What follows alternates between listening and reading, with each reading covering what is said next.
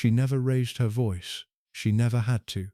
In 60 years at the centre of the British royal family, Queen Mary destroyed careers, severed relationships, and cast people out of her world, not with anger, not with confrontation, but with a silence so precise and so complete that those on the receiving end often said it felt worse than anything she could have shouted. The courtiers who served her called it being put on the outside, and once you were put on the outside of Queen Mary's regard, you did not come back. This is the story of how she did it, and why the people who watched never forgot it. There is a particular kind of silence that falls over a room when someone truly powerful enters it. Not the silence of surprise, not the silence of confusion, but the silence of instinct, the deep, wordless understanding that something immovable has just walked through the door. That was Queen Mary. She did not raise her voice. She rarely needed to. She did not make threats in the way that lesser people did, with anger, with volume, with visible desperation. She made them the way mountains make threats to rivers, simply by existing in a particular way, simply by being what she was.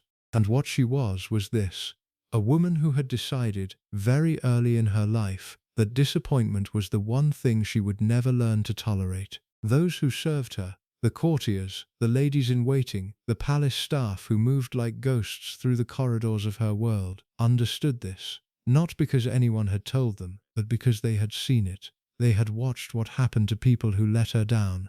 They had watched, and they had remembered, and in many cases they had never quite recovered from what they saw. To understand why Queen Mary became the woman she was, you have to begin not at the palace but at the edges of it. Mary Victoria Mary of Teck was born on May 26, 1867, at Kensington Palace in London. But despite that address, despite the grandeur of that birthplace, her early life was not one of security, it was one of precariousness. Her father, Francis, Duke of Teck, was a minor German royal with a significant title and almost no money. He was charming, warm, and almost entirely incapable of managing his finances. Her mother, Princess Mary Adelaide of Cambridge, was a granddaughter of King George III, which gave the family its connection to the British royal line, but she shared her husband's cheerful inability to live within any kind of budget.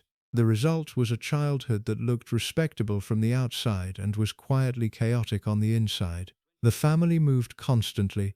They spent extended periods living abroad in Florence, partly because life in Italy was cheaper, and partly because their creditors in England were becoming difficult to ignore. Young Mary, called May by those close to her, grew up understanding something that many children of her background never had to confront. She understood that appearances and reality were two entirely different things, and she understood that what mattered, in the world she was being prepared to enter, was the appearance. The reality could be managed. The appearance had to be maintained. This was not a cynical lesson, or at least it did not begin as one. It was simply the truth of her situation, absorbed gradually over years of watching her parents smile at people who were quietly deciding whether to extend them credit. It was the truth of being a young woman with royal blood and no money, being prepared for a life in royal circles while wearing dresses that had been carefully mended so that the worn parts didn't show. What this produced in Mary was not bitterness.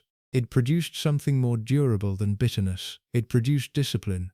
She decided, somewhere in those years between childhood and adulthood, that she would never be caught unprepared, that she would never be caught without the right answer, the right posture, the right expression, that she would master whatever was required of her, completely and without complaint, and that she would expect others to do the same. It was a code she lived by for the rest of her life, and it was a code she enforced on everyone around her. Before diving deeper on that, consider subscribing our channel and push the bell icon so you get all the updates about our channel. The story of how Mary entered the royal family is one that contains, within it, the first real glimpse of the iron that ran through her. In 1891, she became engaged to Prince Albert Victor, Duke of Clarence, the eldest son of the then Prince of Wales. The engagement was, by all accounts, not a love match. It was an arrangement, practical, dynastic, appropriate. Mary understood this, and she accepted it with the same composed efficiency she brought to everything else. But then, in January of 1892, Prince Albert Victor died. He was 28 years old.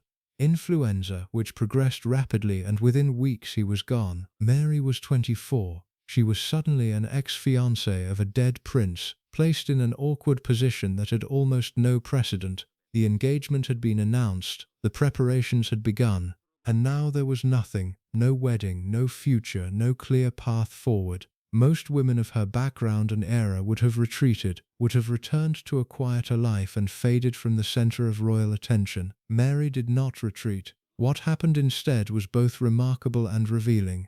The royal family, specifically Queen Victoria, decided that Mary of Teck was too suitable, too well prepared, too perfectly formed for the role of royal consort to simply be released back into ordinary life. And so, with a pragmatism that was almost startling in its directness, the question was raised of whether Mary might instead marry the new heir, Prince George, Duke of York, the second son, the one who was now unexpectedly next in line. They became engaged in May of 1893 and married in July of the same year. What this episode revealed about Mary was not simply her resilience. What it revealed was her fundamental orientation toward duty. She had experienced something genuinely painful, the loss of a fiancé, the uncertainty of her position, the strange social limbo of being a princess in waiting who suddenly had nothing to wait for, and she had moved through it and out of it with her composure entirely intact. She did not perform grief, she did not perform recovery, she simply continued, and those who were watching took note, because what they were seeing, even then, was the outline of a woman who would not be moved by the kind of thing that moved ordinary people, who would not bend to sentiment or to circumstance. This was not coldness exactly. Those who knew her well would insist on that distinction. It was control, complete, deliberate, unwavering control, and it extended outward from herself to everyone around her. To work for Queen Mary was to enter a world of very specific requirements. She was, by every account, extraordinarily knowledgeable. She had educated herself with a thoroughness that went well beyond what was expected of women of her generation and class. She knew art history with the precision of a curator. She knew genealogy with the detail of an archivist. She knew the history of the royal family, every branch, every connection, every piece of silver or furniture or jewelry that had passed through its various houses, with an intimacy that could be, for those who hadn't done their own reading, quietly terrifying. Because Mary expected you to know things too, not everything she knew. She understood the difference between an impossible standard and merely a very high one. But she expected you to know the things that were relevant to your position. She expected you to have prepared. She expected you to have thought in advance about what might be asked of you, and to have equipped yourself accordingly. A lady-in-waiting who stumbled over a basic question of protocol was not someone Mary would visibly embarrass in the moment. That was not her style. She would note it, she would file it, and the next time there was an opportunity to determine whether that person was suited to their role, the stumble would be remembered. This was what made serving her so particular. It was not that she punished mistakes immediately and visibly in the way of someone with a short temper. It was that she punished them slowly and invisibly and completely. The mistake you made in March might be what cost you your position in September, and you might never connect the two moments. You might spend years wondering what you had done wrong, while she had known since spring. Her memory, in this regard, was both her greatest gift and her most formidable weapon. She remembered everything. She remembered what you had said at a dinner years ago. She remembered the expression on your face when you delivered a piece of news she had found unpleasant. She remembered the dress you had worn to an event where she had expected something different, and she remembered that she had looked at it, and looked at you, and said nothing, which was, in the language of her silences, a very loud thing indeed. The courtiers who served her over the decades developed among themselves a fluency in a very particular language, the language of her disapproval. Because Queen Mary did not express disappointment the way most people do. She did not sigh or complain or take someone aside for a gentle word. She expressed disapproval through signals so subtle that an outsider might miss them entirely. But to those who had spent time in her orbit, those signals were as clear as a shout. There was, first, the look. A particular angle, a particular stillness of expression that communicated with extraordinary precision exactly how far below her expectations you had fallen. It was not a glare, it was not a frown. It was more like the expression of someone who has just encountered an unexpected object in their path and is deciding calmly and without particular urgency what to do about it. The look contained no heat. That was what made it so effective. Anger you could argue with. This look was beyond argument. It was simply an assessment. Then there was the silence. Mary used silence the way a conductor uses a pause in music, not as an absence of communication but as communication itself. If you had said something that disappointed her, she would not respond immediately. She would let the silence extend. She would let it grow into the room, filling the space where your words had been, until you became entirely aware of how inadequate those words had been. And then, when she did speak, she might say something entirely unrelated, and you would understand that the subject you had raised was, as far as she was concerned, closed, not resolved. Closed. The distinction mattered enormously. Resolved would have meant there had been a conversation, that your position had been heard, that the matter had been processed between two people. Closed meant she had decided, unilaterally, without appeal, and without any particular interest in your perspective on the matter. And finally, there was the withdrawal. If someone had truly significantly disappointed her, not stumbled in a small way, but failed in a way that touched on character or loyalty, she withdrew from them, not dramatically, not publicly, simply quietly and completely. The invitations that had previously come began not to come. The warm acknowledgement that had marked her dealings with them became merely correct, polite, appropriate, and entirely emptied of anything personal. They were still in the room, but they had been in every way that mattered removed from it.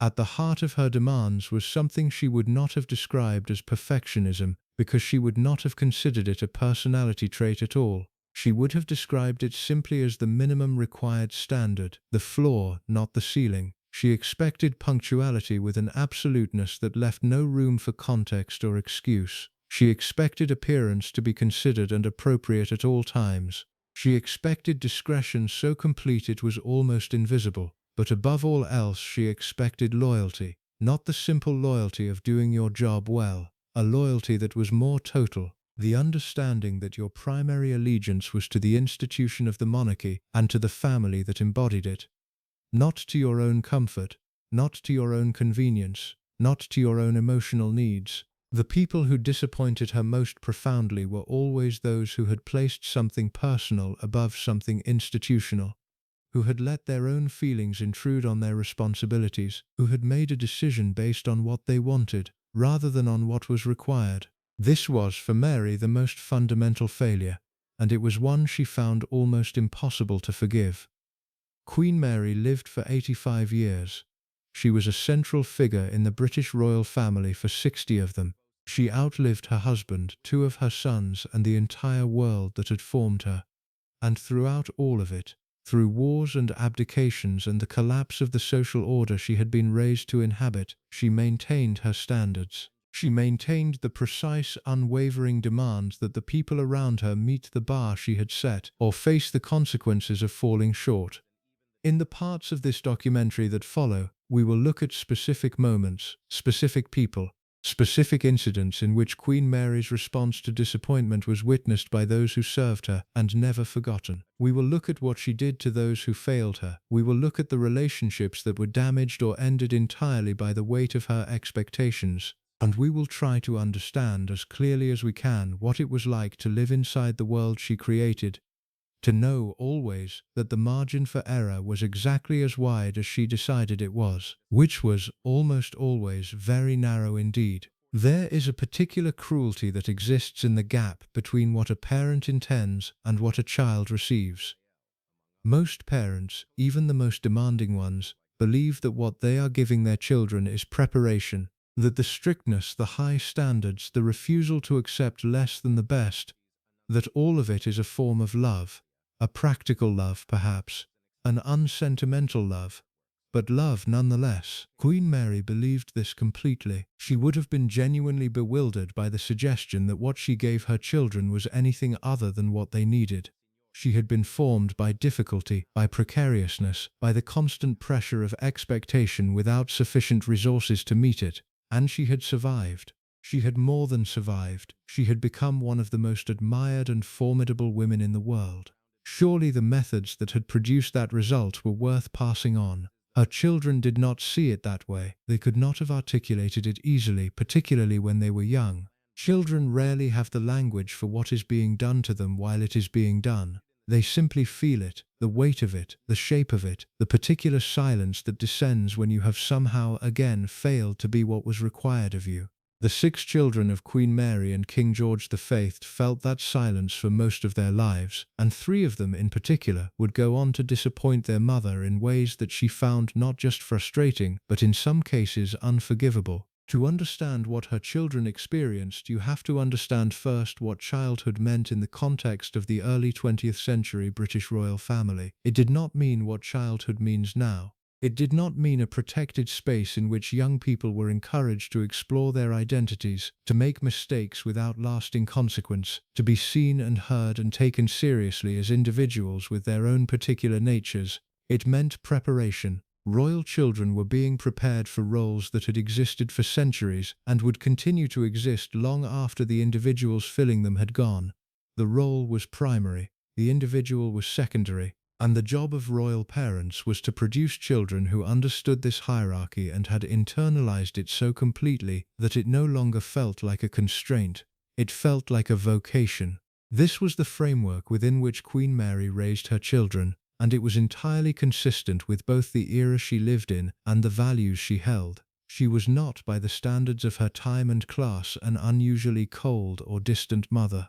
Royal children were typically raised by nurses and governesses. They saw their parents at scheduled intervals. Physical affection was not the primary language of these relationships, but Mary brought to this already formal arrangement her own particular intensity, her own specific set of requirements. She monitored her children's progress with the same thoroughness she brought to everything else. She reviewed their lessons, questioned their tutors, assessed their development with an eye not toward what was natural for a child of their age, but toward what was required for an adult in their expected role. She was looking, always, for the gap between what they were and what they needed to become, and she communicated that gap to them regularly and clearly, in the quiet, precise way that was her characteristic mode. Her children grew up knowing the gap. They knew it intimately. They knew its shape and its dimensions, and several of them spent their entire lives trying either to close it or to escape it.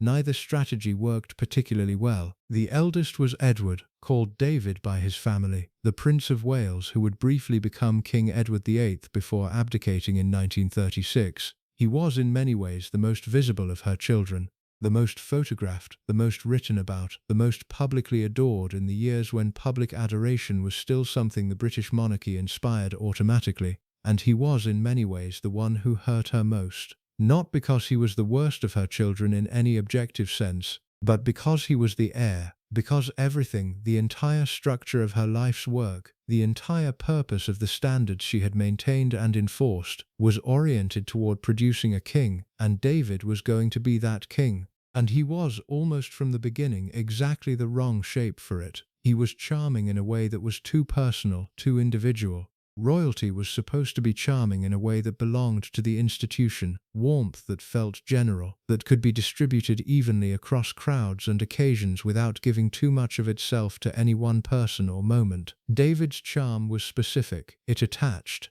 It sought connection in a way that made people feel genuinely seen, which was wonderful for those people and quietly alarming for his mother, because genuine connection requires giving something of yourself, and what you give of yourself you cannot always take back. And a king, in Mary's understanding, could not afford to give himself away. He had to be preserved, maintained, held in reserve, so that the institution he embodied could function with the dignity and distance it required. David did not want to be preserved. He wanted to live. This tension was visible from his early years, though the full weight of it would not descend until much later. As a young man, he chafed against the formality, the schedule, the endless ceremonies that constituted royal life. He found the distances his mother maintained, the emotional distances, the social distances, not dignified but suffocating. He wanted warmth. He wanted informality. He wanted to be known as a person, not performed as a prince. Mary saw this wanting as a kind of weakness,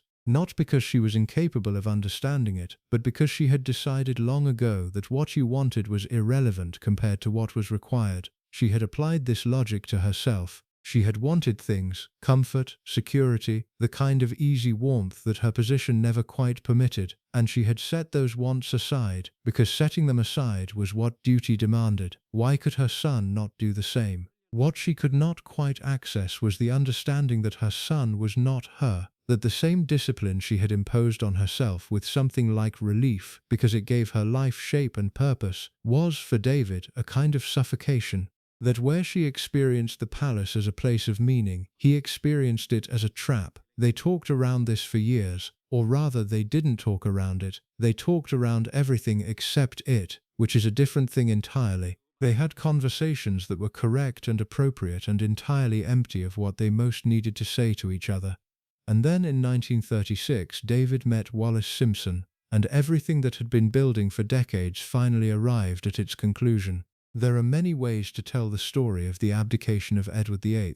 It has been told as a love story, as a political crisis, as a constitutional emergency, as a cautionary tale about the tension between personal happiness and public duty. Queen Mary told it to herself as a betrayal, not because she was incapable of understanding that her son had feelings, or that Wallace Simpson was a real person to him and not merely an inconvenience to the institution. She understood both of these things. What she could not accept, what moved the situation from disappointment to something closer to the unforgivable, was that David had chosen. He had looked at his duty and he had looked at his desire, and he had chosen his desire. This was, for Mary, not simply a personal failing, it was a philosophical failure. It was a repudiation of the entire framework she had spent her life building and defending. The framework that said you do not choose. You do not weigh the institution against your own comfort and decide in favor of your comfort. You simply do what is required, always, without exception.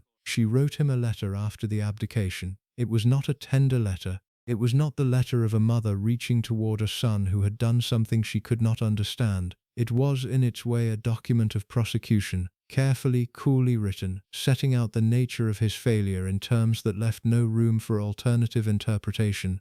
She told him that he had caused immeasurable damage, that he had failed his duty to the crown, to the family, to the country, that she could not understand how a man raised as he had been raised could have made the decision he had made. What was notable, to those who read the letter or heard accounts of it, was what it did not contain. It did not contain an expression of grief. It did not contain the acknowledgement that she had lost something too, that her eldest son was gone from her in a way that went beyond geography. It did not invite him to explain himself, or suggest that she was open to hearing an explanation. It simply stated what he had done and what it meant.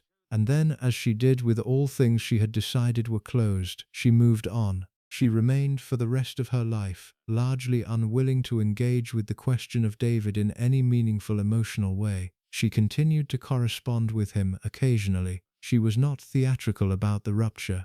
But those who served her closely understood that something had been finally and permanently withdrawn from him. The thing she had always held in reserve, the deepest level of her regard, the warmest available version of her approval, had been taken back, and it was not going to be returned. He had disappointed her in the most fundamental way possible. He had chosen himself, and she did not have a category for that. The second son was Albert, called Bertie, who would become King George VI after his brother's abdication, and who is perhaps best known now through the story of his stammer and the unconventional therapist who helped him overcome it. Bertie was, in many ways, the child who tried hardest to meet his mother's standards. He was earnest in a way that David was not. He wanted genuinely to do the right thing, to be what was required, to fulfill his obligations, to be worthy of the position he occupied. He did not chafe against the institution the way David did. He accepted it. But Bertie was also frightened. He had been a frightened child, sensitive, anxious, prone to the kind of inner difficulty that does not show well in the context of royal expectation. The stammer was perhaps the most visible manifestation of this, but it was not the only one. He struggled with a kind of baseline anxiety that the world he lived in was very poorly designed to accommodate. Queen Mary's response to this anxiety was consistent with her response to everything else that fell below her standards. She did not pathologize it. She simply maintained her expectations and trusted that the gap between his current performance and the required standard would motivate him to close it. This is not an approach that works well with anxious people. What anxious people need typically is a reduction in the pressure of expectation, a sense that they are acceptable as they are, that the gap between what they are and what is required is not a measure of their worth as a person. What they get when the pressure is maintained or increased is more anxiety, which produces more stumbling, which produces more pressure, in a cycle that is very difficult to break. Bertie broke it, eventually through his relationship with his wife Elizabeth, the woman who would become the Queen Mother, and through his work with his speech therapist Lionel Logue. He found, outside the immediate orbit of his mother's expectations, people who related to him differently, people who saw the anxiety not as a failure of character but as a feature of a particular kind of person. And he was able, gradually and with significant effort, to build himself into a king. But the cost was real, and the courtiers who watched both mother and son understood something that neither of them would have said aloud. Bertie had become the king he became partly in spite of his mother's methods, not because of them. Of all the children of Queen Mary and King George V, the one whose story is most painful, and perhaps most revealing of the limits of Mary's particular approach, is the youngest.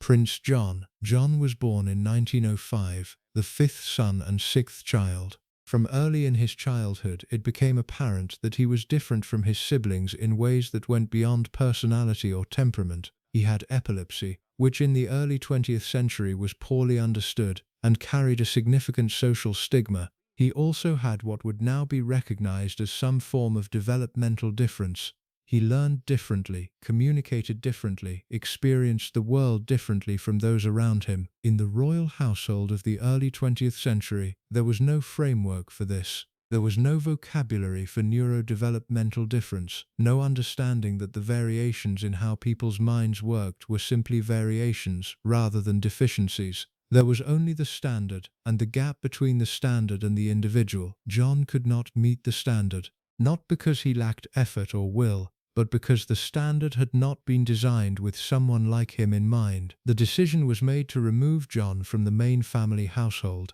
He was established with his own small household at Wood Farm on the Sandringham estate, in the care of his nurse, Mrs. Bill, who was genuinely devoted to him. He was not imprisoned, he was not mistreated in any crude sense, but he was separated. He did not appear at family events. He was not included in the family photographs released to the public. He existed, to the outside world, as a kind of absence, a child the royal family had, but did not quite have. Queen Mary visited him. She maintained contact. She was not indifferent to his existence, but she could not accommodate him in the life she was living, and she did not attempt to restructure that life in a way that would have made accommodation possible. John died in January 1919 at the age of 13, following a severe seizure. He had lived quietly, largely outside the world his family inhabited for most of his short life.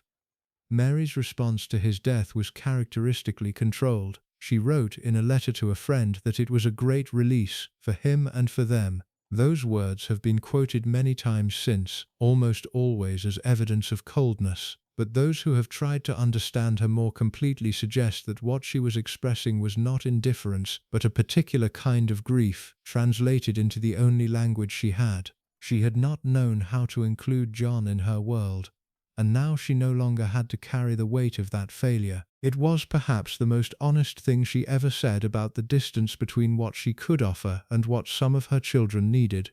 Queen Mary's children were, in their different ways, all shaped by the same force, the same unwavering, unsentimental demand that they be what was required, that they subordinate themselves to the institution that contained them. Some of them managed this. Some found ways to live within the expectations, to build small private spaces where something warmer existed, and some simply could not close the gap, or escaped it in ways that Mary found unacceptable, or were constitutionally unable to fit the shape she had prepared for them. What happened in those cases, what Queen Mary did with the people who stepped outside her framework, tells us something important not just about her, but about the institution she served, about the cost of that kind of devotion, about what is preserved when standards are maintained without exception, and what is lost in the process.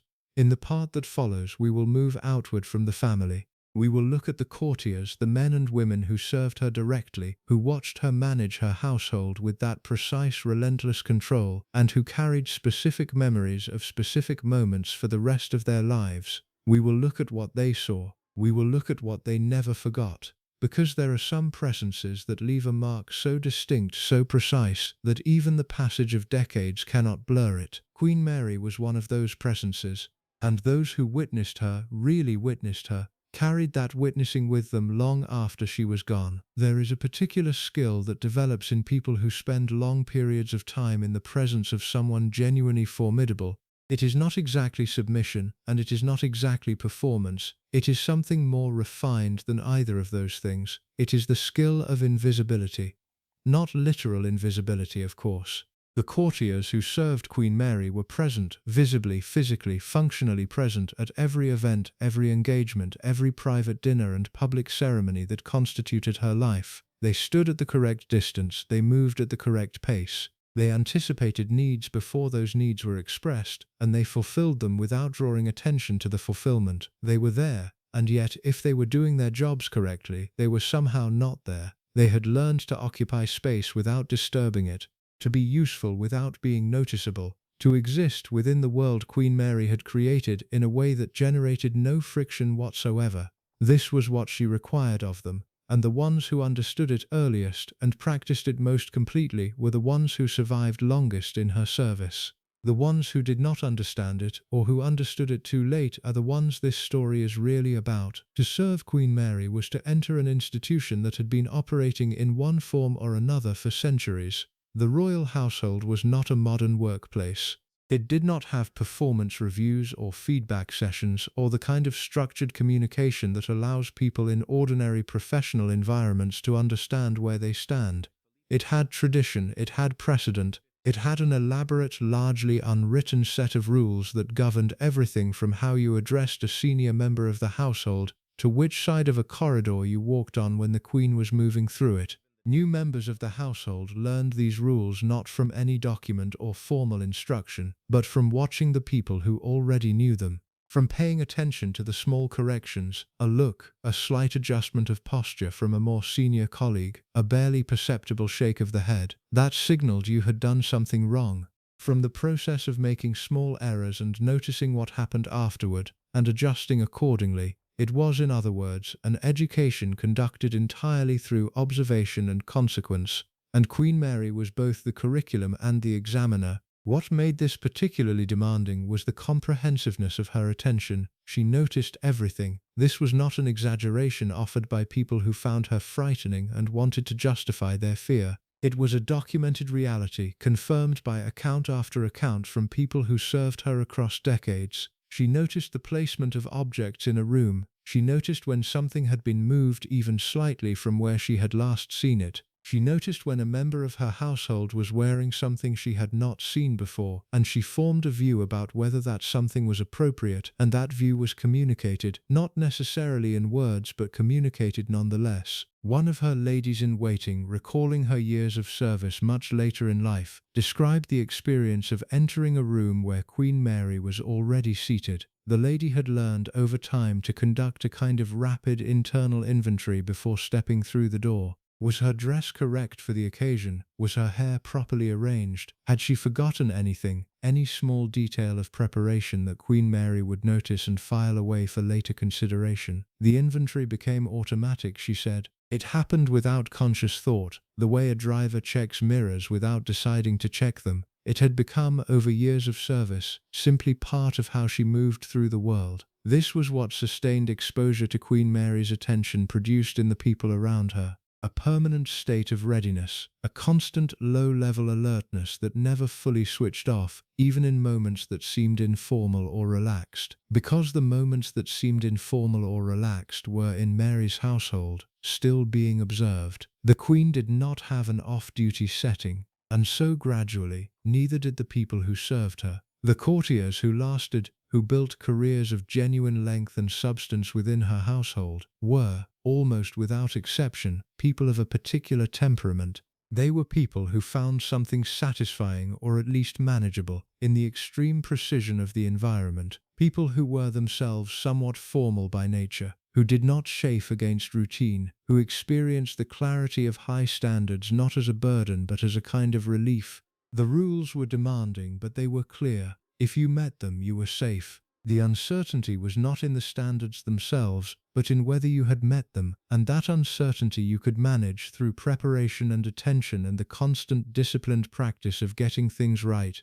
But not everyone who entered Queen Mary's service was of this temperament. Some came to it through family connection. A parent or grandparent had served the royal household, and it was simply expected that the next generation would follow. Some came to it with genuine enthusiasm and a perhaps slightly idealized sense of what royal service involved, and encountered the reality with a shock that took time to absorb. And some came to it with perfectly good intentions and entirely inadequate preparation, and discovered in the slow, invisible way that Mary's household operated, that good intentions were not among the things she was measuring. For these people, the experience of serving Queen Mary was something they carried with them for the rest of their lives, not always as a wound exactly, but as a mark, as a set of memories so specific and so vivid that decades of subsequent experience could not quite overlay them. One account, preserved in the memoirs of a former member of the household, describes an incident that was small in its particulars and large in its effect. A junior member of the staff had been responsible for arranging a particular set of items in readiness for an engagement. He had done so carefully, he believed. He had checked his work. He had arrived early to ensure everything was in order. Queen Mary had entered the room, moved through it with the unhurried, comprehensive attention she brought to every space she occupied, and stopped. She had looked at one item, a single object, placed a matter of inches from where she expected it to be. She had not said anything. She had simply looked at it, and then looked at the young man responsible for it, and then continued moving through the room as though nothing had happened. But something had happened. The young man knew it with the immediate physical certainty that Queen Mary's silences produced in people. Something had been noted, something had been filed, and he spent the next several days in a state of quiet, grinding anxiety, waiting to discover what the consequence would be. The consequence, when it came, was not dramatic. It was simply that the next time a task of similar responsibility was being allocated, he was not the person it was given to. Someone else was assigned. No explanation was offered. None was needed for those who understood the language. He had been assessed and found to have fallen slightly short, and the adjustment had been made accordingly. He described this, years later, as one of the more formative professional experiences of his life. Not because the consequence itself was severe, it wasn't in any material sense, but because of what it taught him about the relationship between attention and accountability, about what it meant to work for someone who genuinely noticed everything, and for whom nothing was too small to matter. The women of the household, the ladies in waiting, the women of the bedchamber, the maids of honor, had a particularly intimate experience of Queen Mary's standards, because their role brought them into closer and more personal contact with her than the male members of the household typically experienced. They accompanied her, they traveled with her, they sat with her during the long hours of state events, and attended her during private moments, and navigated the particular challenge of being close to someone enormously powerful without ever allowing that closeness to create a false sense of equality. Because equality was not what Queen Mary offered. She was warm in her way. Those who served her longest were often at pains to say this, to push back against the image of pure severity that her public reputation sometimes created.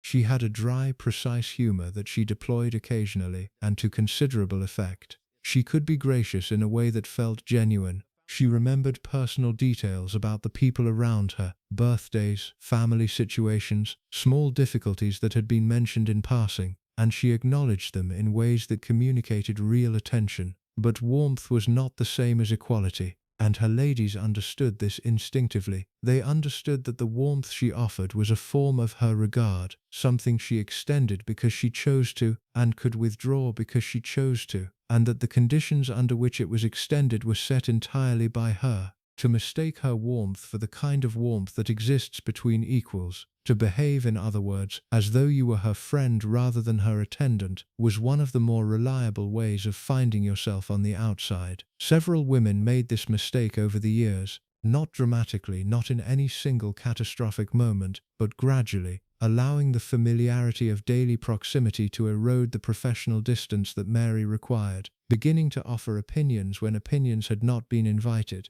beginning to speak about their own lives and experiences with a frequency and a depth that tipped from appropriate disclosure into something that felt to Mary like imposition, beginning in small and incremental ways to take up more space than they had been given. Mary's response to this erosion was always the same. She did not address it directly. She did not call the woman in question aside for a conversation about appropriate professional distance. She simply began, almost imperceptibly, to create more distance herself. The conversations became slightly shorter. The moments of personal warmth became slightly rarer. The small acknowledgments of the other person's individual life, the birthdays remembered, the family situations noted, became slightly more formal, slightly more generic. And the woman on the receiving end of this shift would feel it, the way you feel a change in weather before you can see it. Something had altered. Something that had been warmer was cooler now. And the instinct was always to try to recover it, to be more attentive, more useful, more perfectly present, which sometimes worked and sometimes did not, depending on how far the erosion had gone before Mary had decided to reverse it. What none of them could do was ask. To ask would have been to acknowledge that you had noticed the shift, which would have been to acknowledge that you had been measuring the warmth she extended to you, which would have confirmed exactly the kind of presumption she had already identified. The only available response was to adjust, silently and completely, and to hope that the adjustment was enough. This was the particular genius, if that is the right word, of Queen Mary's method of correction. It was self-enforcing. She did not need to spend her own energy on conflict or confrontation, because the people around her were always doing the corrective work themselves. They were always monitoring, always adjusting, always trying to close the gap between their performance and her expectations. She simply had to maintain the expectations, and the system did the rest. The courtiers who understood this most clearly were, often, the ones who had been in her service the longest. They had watched the cycle repeat itself often enough to recognize its patterns. They had seen new members of the household come in with confidence, stumble in the early weeks, and begin the slow process of calibrating themselves to the environment. They had seen people find their footing and build long, stable careers. And they had seen people who could never quite calibrate correctly, who kept stumbling, kept generating friction, kept appearing in the periphery of Queen Mary's vision in ways that produced that particular devastating look, gradually fade from the household altogether. What they carried, those long-serving courtiers, was not just knowledge of the rules, it was knowledge of the person behind the rules. And that knowledge, accumulated over years of close and careful observation, produced in them a kind of dual awareness that was in its way quite remarkable. They knew Queen Mary's standards with the thoroughness of people who had been tested against them repeatedly, and they knew Queen Mary herself, her preferences, her rhythms, her particular sensitivities, the things that pleased her and the things that did not, with an intimacy that few people in the world could claim. They were not her friends. They knew this, and they did not mistake it. But they were, in their particular and professional way, among the people who understood her most completely. They had spent years inside the world she had created, learning its contours, navigating its demands, and surviving its consequences. And when they spoke, later in their lives, about what that experience had been, what it had actually felt like, day to day, to exist inside the orbit of Queen Mary's attention, what came through most consistently was not resentment, or bitterness, or the relief of someone who has escaped a difficult situation. What came through was something closer to awe. She had been, they said, unlike anyone else they had ever encountered. Not comfortable exactly, not easy, but real. In a way that few people managed to be. Absolutely, completely, uncompromisingly real. And once you had been close to that kind of reality, other things had a tendency to seem by comparison slightly thin. In the part that follows, we turn to a specific and defining episode, one that revealed more clearly than almost any other exactly what happened when someone in Queen Mary's world made a mistake that went beyond the small and the correctable. When someone failed not in a matter of protocol or positioning, but in a matter of character.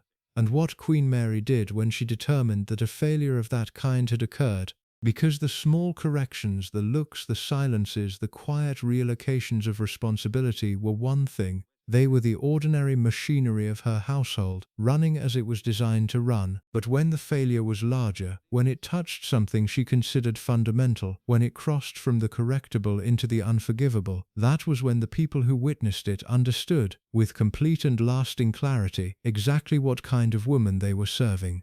And they never forgot it. There is a difference between being corrected and being cast out. Correction implies a future. It implies that the person doing the correcting believes, on some level, that the person being corrected is capable of improvement, that the gap between where they are and where they need to be is closable, that the investment of attention, even critical attention, even the particular cold precision of Queen Mary's disapproval, is worth making because there is something on the other side of it worth having.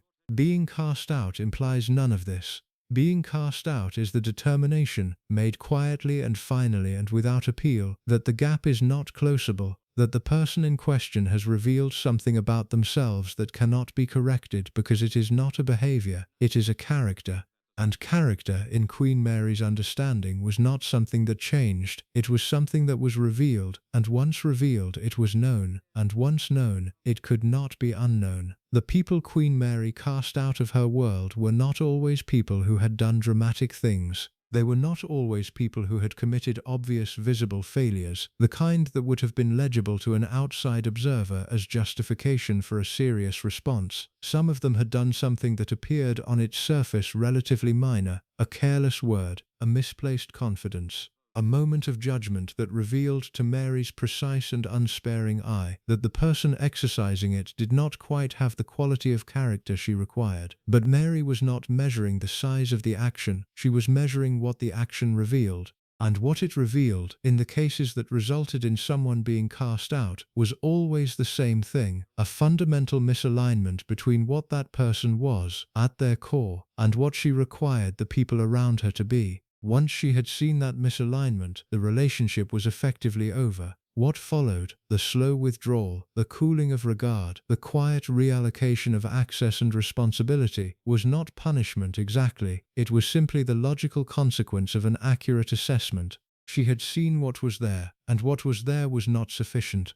The case of a particular courtier, a man who had served the household for several years with what appeared to all external observation to be considerable competence, illustrates this pattern with unusual clarity. He had risen steadily through the ranks of the household, accumulating responsibility and the kind of quiet trust that came with demonstrated reliability. He was not brilliant, but he was steady. He prepared carefully. He made few visible errors. He was, by all ordinary measures, exactly the kind of person a royal household wanted in its service. And then he made a mistake that was not in the conventional sense a professional mistake at all. He had been present at a private gathering, the kind of small informal occasion that Queen Mary occasionally permitted within the household, where the formality of ordinary royal life was slightly, though never entirely, relaxed. Something had been said during that gathering.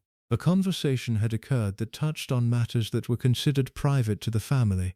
Nothing scandalous, nothing that would have seemed particularly sensitive to an outsider. Simply the kind of frank personal exchange that occasionally happened when the pressure of public performance was briefly relieved. Just a thing come into my mind. Tell us in the comments where you are from. Also, if you like this documentary, please consider subscribing. Several weeks later, Mary became aware that an account of that conversation, not a detailed account, not a verbatim record, but a recognizable echo of what had been said, had found its way into a social setting outside the household. It had been mentioned in passing at a dinner. It had traveled, as things travel in certain social circles, through a chain of people who each told it to someone else until it arrived somewhere it was never supposed to be. Mary investigated this with the methodical precision she brought to everything she considered important. She asked questions, she listened to answers, she assembled, from the various fragments of information available to her, a picture of how the echo had traveled and where it had originated. It had originated with the courtier. He had not set out to breach a confidence. This was almost certainly true, and Mary likely understood it. He had simply spoken in what he believed was a safe social context, about something he had witnessed. He had not thought in the moment about the chain of consequences that could follow a single casual disclosure. He had simply talked, the way people talk, without calculating the full weight of what he was saying. This, in Mary's framework, was precisely the problem. Because the standard she required was not the standard of someone who was careful when they believed they were being observed, or discreet when they actively remembered to be discreet. The standard she required was the standard of someone for whom discretion was not a conscious practice but a fundamental orientation, someone who did not need to calculate the weight of what they were saying because they would never have said it in the first place. Someone who understood at a level below conscious thought that the things that happened within her world stayed within her world, always, without exception, without the need for an active decision each time. The courtier had not met this standard. Not because he was malicious, but because he was ordinary. And ordinary in the context of what Queen Mary required was not enough. He was not confronted. He was not summoned and told what had been discovered. There was no formal accusation, no opportunity for defense or explanation. What happened instead was the withdrawal. Subtle at first, barely perceptible, the kind of shift in atmosphere that you might, if you were not paying careful attention, attribute to some other cause. A busy period, perhaps, a change in the household's schedule, something that explained, without requiring acknowledgement, why things felt slightly different. But the withdrawal continued. The assignments that had previously come to him began to go elsewhere. The access he had accumulated over years of service began, quietly, to contract. He was still present. He was still employed, still fulfilling the basic functions of his role, but the role itself had been subtly diminished, and the regard in which he had previously been held had been adjusted, permanently and without explanation, to reflect Mary's revised assessment of what he was. He served out the remainder of his time in the household in this diminished state, never quite understanding what had happened, never given the clarity of a direct confrontation that might have allowed him to apologize or explain or at least know precisely what he was being held accountable for. He simply experienced the withdrawal and felt its shape and understood somewhere in his understanding of it that something had been finally and irrevocably decided about him. This was, in some ways, the most cruel aspect of Queen Mary's method. Not that she punished, but that she punished without explaining. The people she cast out were left to construct their own understanding of what they had done, working from the evidence of her response without the clarity of her reasoning. They knew they had fallen short. They did not always know exactly how, or where, or in what precise moment the assessment had shifted, and without that knowledge, there was no possibility of closure, no possibility of making sense of what had happened in a way that allowed them to move fully past it. The uncertainty itself became part of the consequence. There were others. A woman who had served as a lady-in-waiting for several years, and had, over time, developed a friendship, or what she understood as a friendship, with a member of the extended royal circle. The friendship had led, gradually, to a situation in which the lady's loyalties were divided in a way that Mary found unacceptable, not because the friendship was improper in any obvious sense, but because divided loyalty, in Mary's world, was simply not a category that existed. You were loyal to the household and to the family it served, completely and without reservation. If anything else competed with that loyalty, any outside relationship, any personal affiliation, any attachment that created even the appearance of a competing interest, it had to be surrendered. The lady had not surrendered it. She had believed, perhaps, that the friendship was personal enough, private enough, separate enough from her professional role, that it need not interfere. She had believed, in other words, that she could maintain the division herself, could keep her private life and her professional obligations in separate compartments, and that the separation would hold. It did not hold, not because she was dishonest, but because the world Queen Mary inhabited did not recognize the compartments she was trying to maintain. In that world, you were what you were, entirely and at all times. There was no private self that existed separately from the self that served. There was simply the self, the whole, complete, undivided self, and it was either suitable for the role or it was not. Mary determined at some point that the lady's self was not entirely suitable, that the friendship had revealed something about her judgment, her priorities, her fundamental orientation that placed her slightly outside the category of people Mary could fully trust. And once someone was outside that category, the path back was essentially closed. Then there were the cases that involved not individual failures but accumulated ones, the people who had not made a single significant error but had made many small ones, who had generated over months or years of service a quiet, steady accumulation of minor frictions. The slightly wrong response at a public event, the preparation that was adequate but not quite thorough, the moment of levity at an occasion that called for solemnity. None of these things taken individually would have constituted a serious failure, but Mary did not take them individually. She held them together in the extraordinary archive of her memory, and she assessed them as a pattern. And a pattern told you more than any single incident could. A pattern told you about character. It told you about the deep underlying orientation of a person, whether they were fundamentally aligned with the requirements of their role or fundamentally in tension with them, whether the small errors were accidents, the kind that anyone might make under the pressure of difficult circumstances, or whether they were symptoms, evidence of something more structural, more permanent. When Mary determined that a pattern was symptomatic, the response was the same as it always was. The quiet, progressive withdrawal, the diminishment of access and responsibility, the cooling of whatever warmth had previously been extended, and, eventually, the simple fact of absence. The person was no longer present in the household, no longer part of the world Mary had created, gone so smoothly and so quietly that those who had not been paying close attention sometimes had to think before they could recall exactly when it had happened. What is striking, in looking at these cases across the span of Mary's long prominence, is how consistent the pattern was. She did not vary her method based on who the person was, or what their position had been, or how long they had served.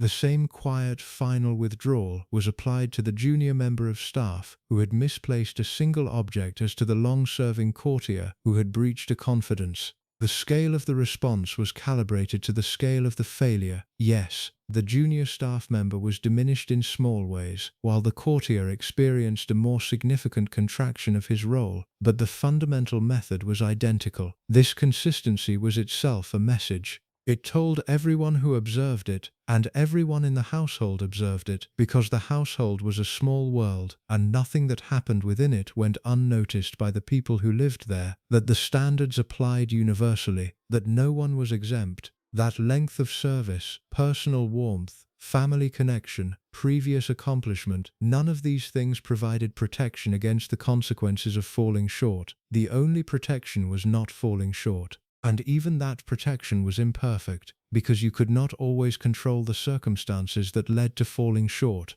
You could prepare and practice and maintain vigilance with everything you had, and still find yourself in a situation where something had gone wrong in a way you had not anticipated and could not have prevented. And when that happened, the assessment would come regardless. Quietly, methodically, without drama. The courtiers who served longest, who survived intact through decades in her household, understood this with a completeness that those outside the world could not quite access. They understood that survival was not guaranteed by effort alone.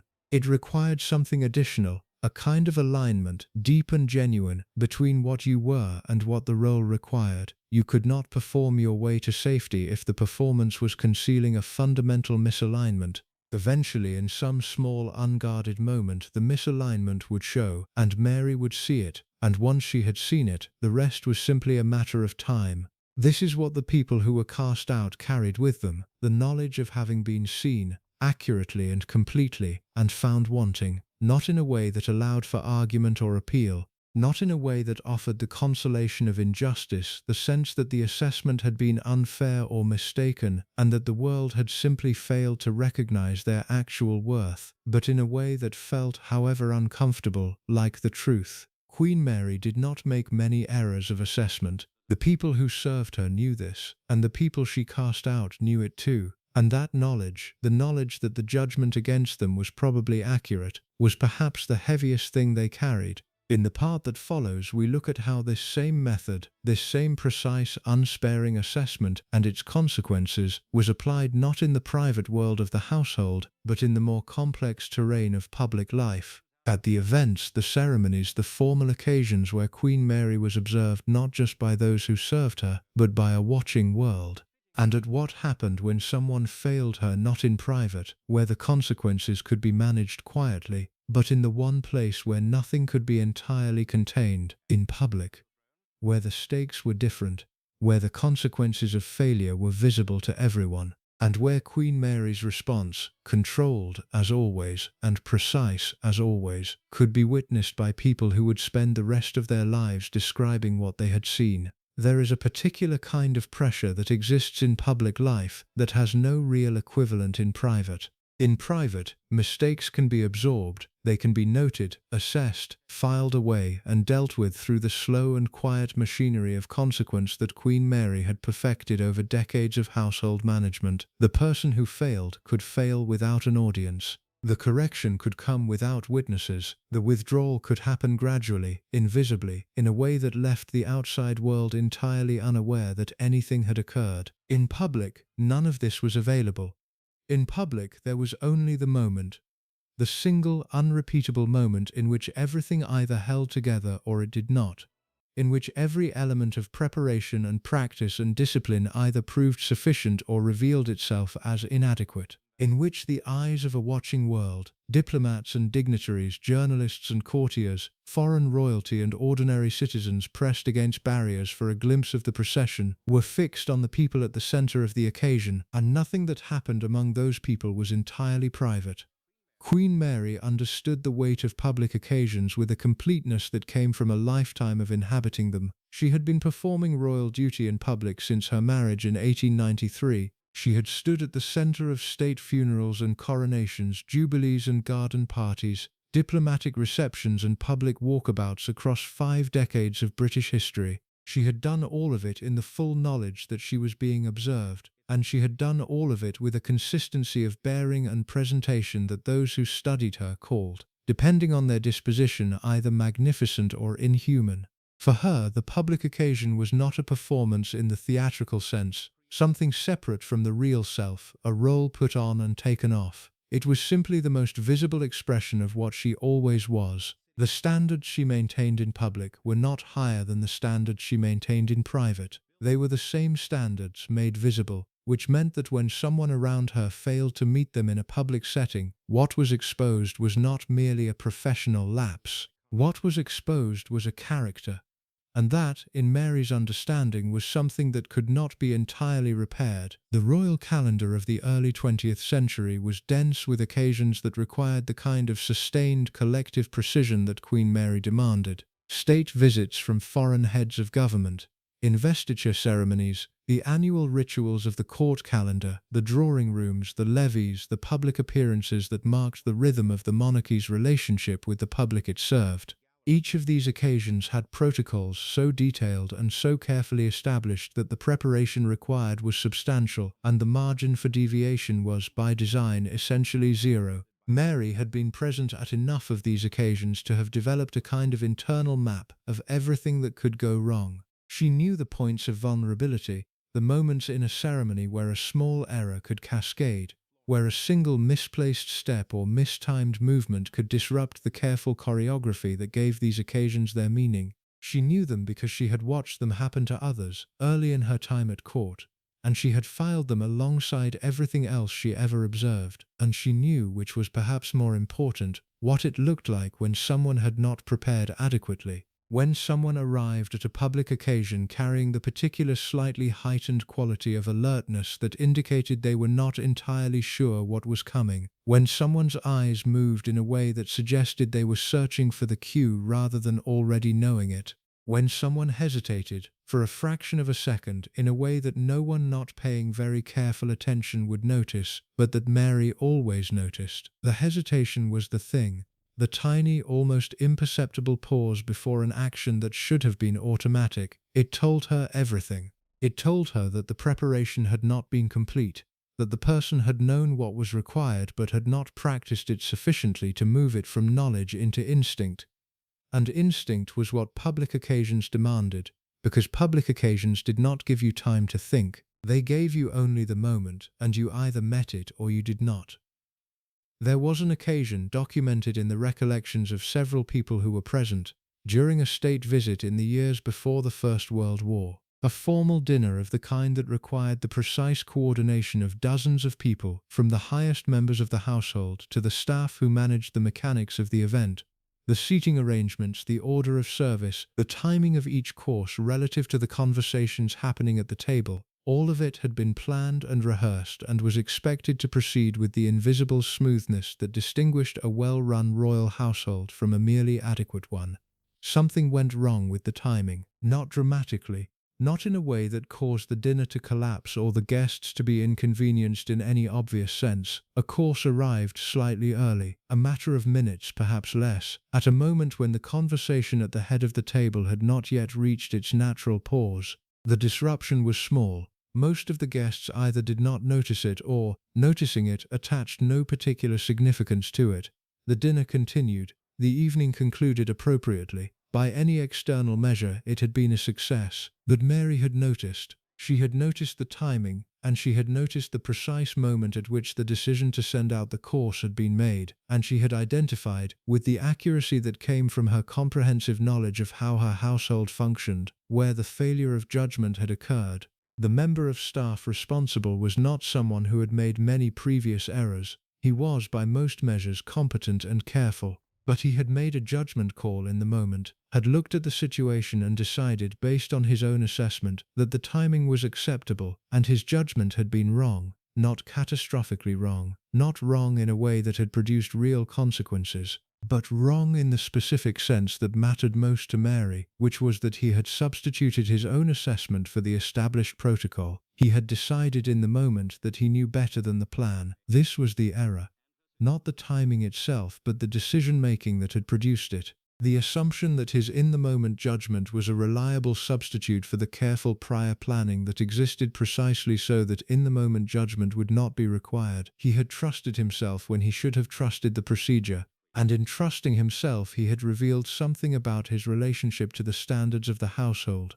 Something that suggested he understood them as guidelines rather than requirements, as defaults rather than absolutes. Mary's response was, as always, measured. She said nothing in the moment. She gave no indication to the guests or to the staff around her that anything had registered. The dinner continued and ended, and the guests departed, and the evening was concluded with the appropriate formality. And then in the days that followed, the adjustment was made, quietly, without explanation, in the way that adjustments were always made in her household. The member of staff found, gradually, that his access to the planning of significant occasions was reduced, that the responsibilities he had held were redistributed, that he was still present, still employed, still performing the functions of his role, but that the role itself had contracted in ways that were never directly acknowledged, to reflect the revised assessment of his judgment. He understood what had happened. He did not have to be told. He had been in the household long enough to recognize the shape of the withdrawal, to feel its particular texture, to understand that what he was experiencing was not a temporary reassignment, but a permanent recalibration of his position.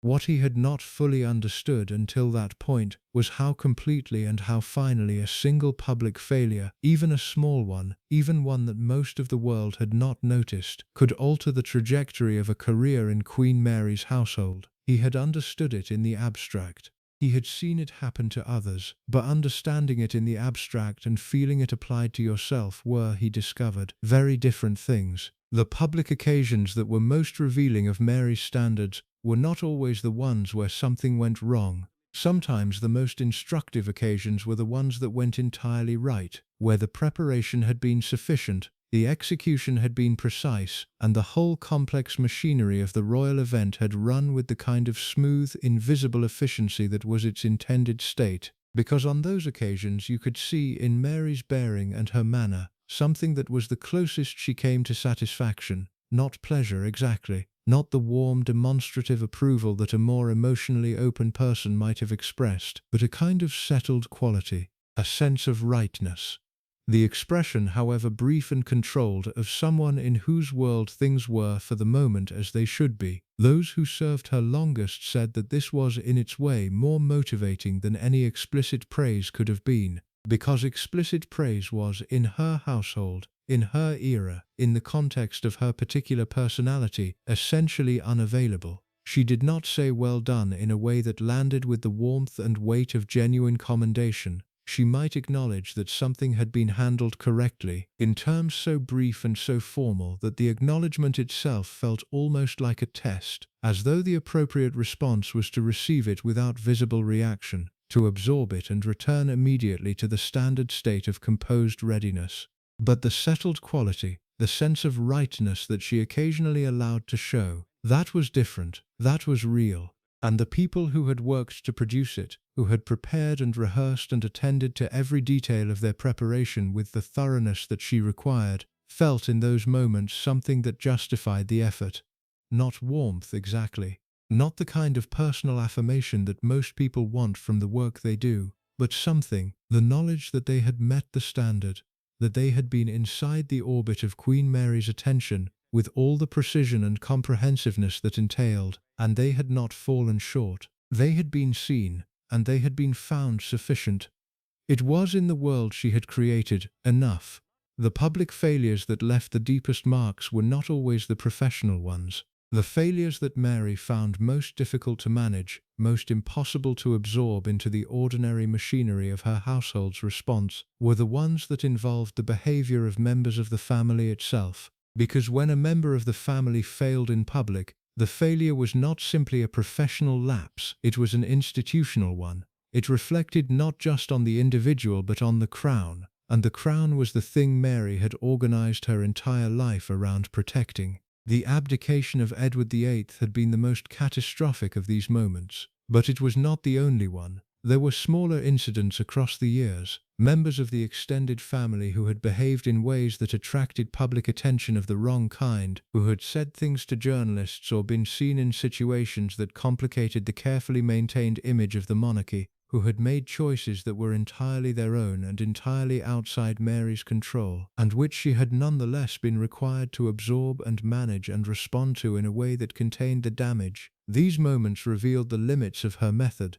because her method worked through the systems she controlled, the household, the staff, the formal structures of royal life. It worked through presence and observation and the slow, reliable application of consequence, but it did not work on people who were outside those structures or who had decided to place themselves outside them. It did not work on a son who had chosen his own desire over his duty. It did not work on the world outside the palace walls, which did not operate according to her standards and was not subject to her withdrawals. In those moments, Queen Mary was left with only her bearing, only the absolute unwavering composure that she had built over decades and that she maintained, publicly, with a consistency that those who watched her found either admirable or heartbreaking, depending on what they understood about what it cost her. She gave the world nothing to work with. No visible distress, no public acknowledgement of difficulty, no crack in the surface through which the watching world might glimpse whatever was happening beneath it. She appeared at public occasions as she always appeared, correct, composed, complete,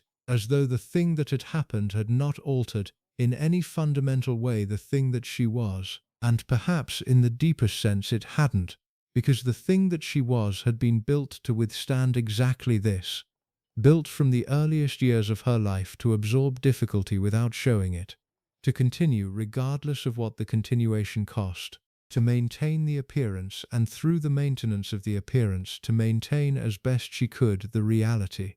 It was by any measure a remarkable performance. The courtiers who watched it, who had seen both the private difficulties and the public composure, who understood the gap between the two and what it required to sustain it, looked at her in those moments with something that went beyond professional regard. They looked at her the way you look at something that is, whatever else it might be, genuinely extraordinary, something that operates at a level most people cannot quite reach, and does not apologize for the distance. In the part that follows, we look at the relationships that existed at the very edges of her world, the people who were connected to her not through direct service, but through the extended networks of family and social obligation that surrounded the monarchy, and at how her standards traveled outward from the household, reaching people who had never formally agreed to meet them, and who discovered, sometimes to their considerable surprise, that agreement had not been required, because Queen Mary's expectations did not stop at the palace door. They never had. There is a particular assumption that people make about powerful figures and their families. The assumption is that family by its nature exists in a different category from everything else. that the standards applied to staff and courtiers and professional associates are professional standards, appropriate within certain contexts but softened or suspended when the relationship shifts from formal to familial. That love, or at least the biological fact of kinship, creates a kind of exemption, a protected space where the ordinary rules do not fully apply. Queen Mary did not share this assumption. For her, the extended family was not a refuge from expectations. It was simply another arena in which expectations operated. The people connected to her through marriage and blood and the long, tangled genealogy of European royalty were not exempt from assessment. They were not shielded from the withdrawal. They were not protected by the accident of their connection from the consequences of failing to meet the standards she had set for everyone who existed within her orbit. If anything, the expectations she held for family were higher than the expectations she held for staff. Because staff could be forgiven to some degree for not fully understanding what was required. They came from outside. They had to learn the world they had entered. There was a reasonable period of adjustment during which errors were more tolerable, more attributable to ignorance than to character. Family had no such excuse. Family had been born into the world she inhabited, or had chosen to marry into it, which amounted to the same thing. They had access to the same understanding she had. They knew what the institution required, because the institution was the context of their lives, and if they failed to meet its requirements, the failure could not be attributed to ignorance. It could only be attributed to choice. And choice for Queen Mary was the most revealing thing of all. The extended royal family of the early 20th century was a vast and complicated network. The intermarriage of European royal houses had produced over generations a web of connection that stretched across the continent. Cousins and second cousins and relatives by marriage spread across the royal houses of Germany, Russia, Greece, Denmark, Romania, and beyond. Many of these connections had been severed or complicated by the First World War, which had transformed former relatives into former enemies and required the British royal family to navigate the painful and politically sensitive process of deciding which connections could be maintained and which had to be quietly set aside. Mary managed this with the same methodical precision she brought to everything else. She assessed each connection individually, its political implications, its social dimensions, its potential to either support or complicate the position of the British monarchy in the new world that was emerging from the wreckage of the old one. She made decisions about which relationships to maintain, which to reduce, and which to allow to fade, and she implemented those decisions with a consistency that left no room for sentiment to complicate the calculation. But it was not the foreign connections that revealed most clearly how her expectations operated within the extended family. It was the domestic ones, the relatives by marriage, the spouses of her children and cousins and nephews and nieces, the people who had entered the orbit of the royal family through their own choices and who were now subject, whether they had fully understood this when they made those choices or not, to the standards that governed life within it. The most significant of these relationships, in terms of what it revealed about Mary's method, was her relationship with Wallace Simpson, or rather, the relationship that never existed, the absolute, complete and permanent refusal to acknowledge Wallace Simpson as a person with any legitimate claim on her regard. This was not simply personal dislike, though personal dislike was almost certainly present. It was a principled position, arrived at through Mary's characteristic process of assessment and conclusion, and maintained with the kind of consistency that made it clear the position was not subject to revision.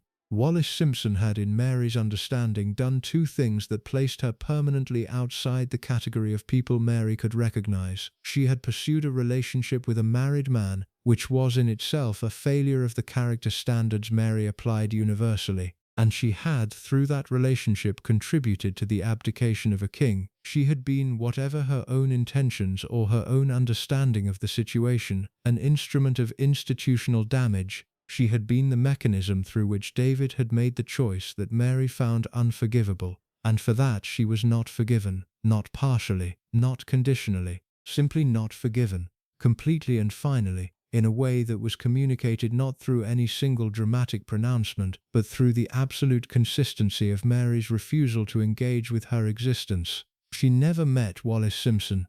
This was in one sense simply a geographical fact. After the abdication, the Duke and Duchess of Windsor lived largely abroad in France, and the occasions for meeting were limited, but it was not merely geographical, it was intentional. Mary made no effort to create the conditions for a meeting, and she ensured through the management of the situations she controlled that no meeting was imposed on her.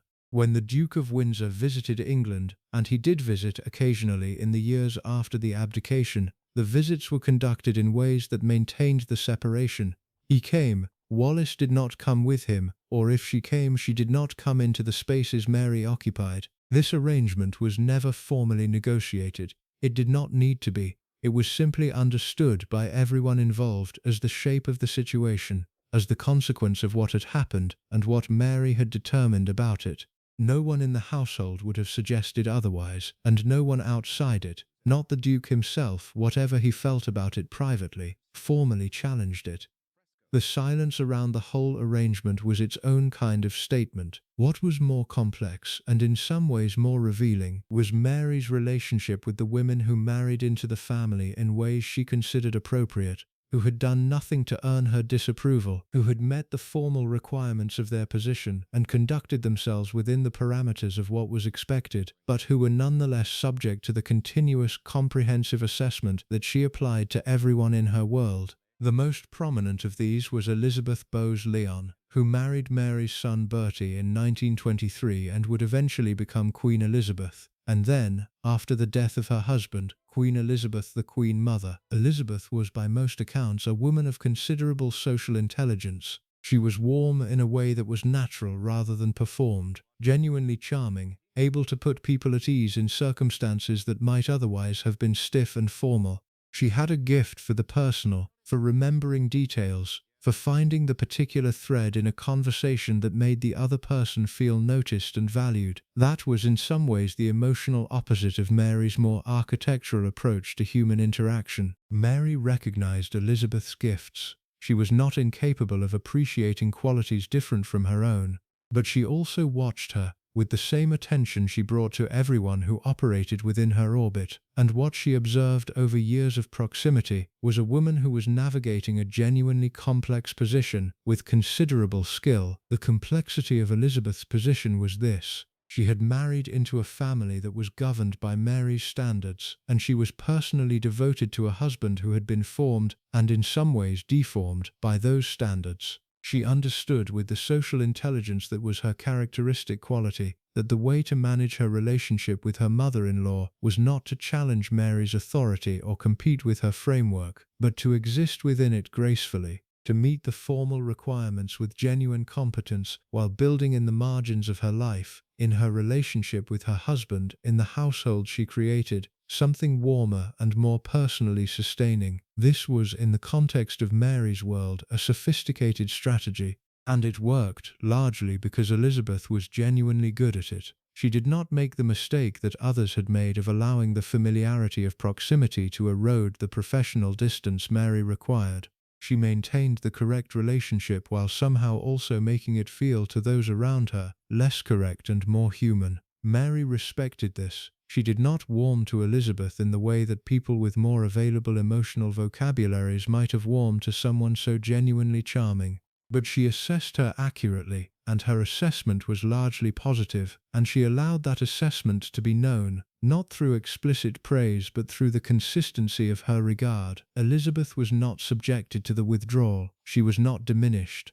She was treated, across the decades of their shared family life, with a consistency of respect that communicated in Mary's language genuine approval. This approval was not unconditional. Nothing Mary offered was unconditional. There were moments, small ones mostly, and rarely if ever made explicit, where Elizabeth's approach to something did not align with what Mary considered the correct approach, and the misalignment registered in the usual ways: a slightly cooler quality in an exchange, a brevity that communicated something about the limits of her patience, the awareness in those moments that the regard being offered was calibrated and could be adjusted.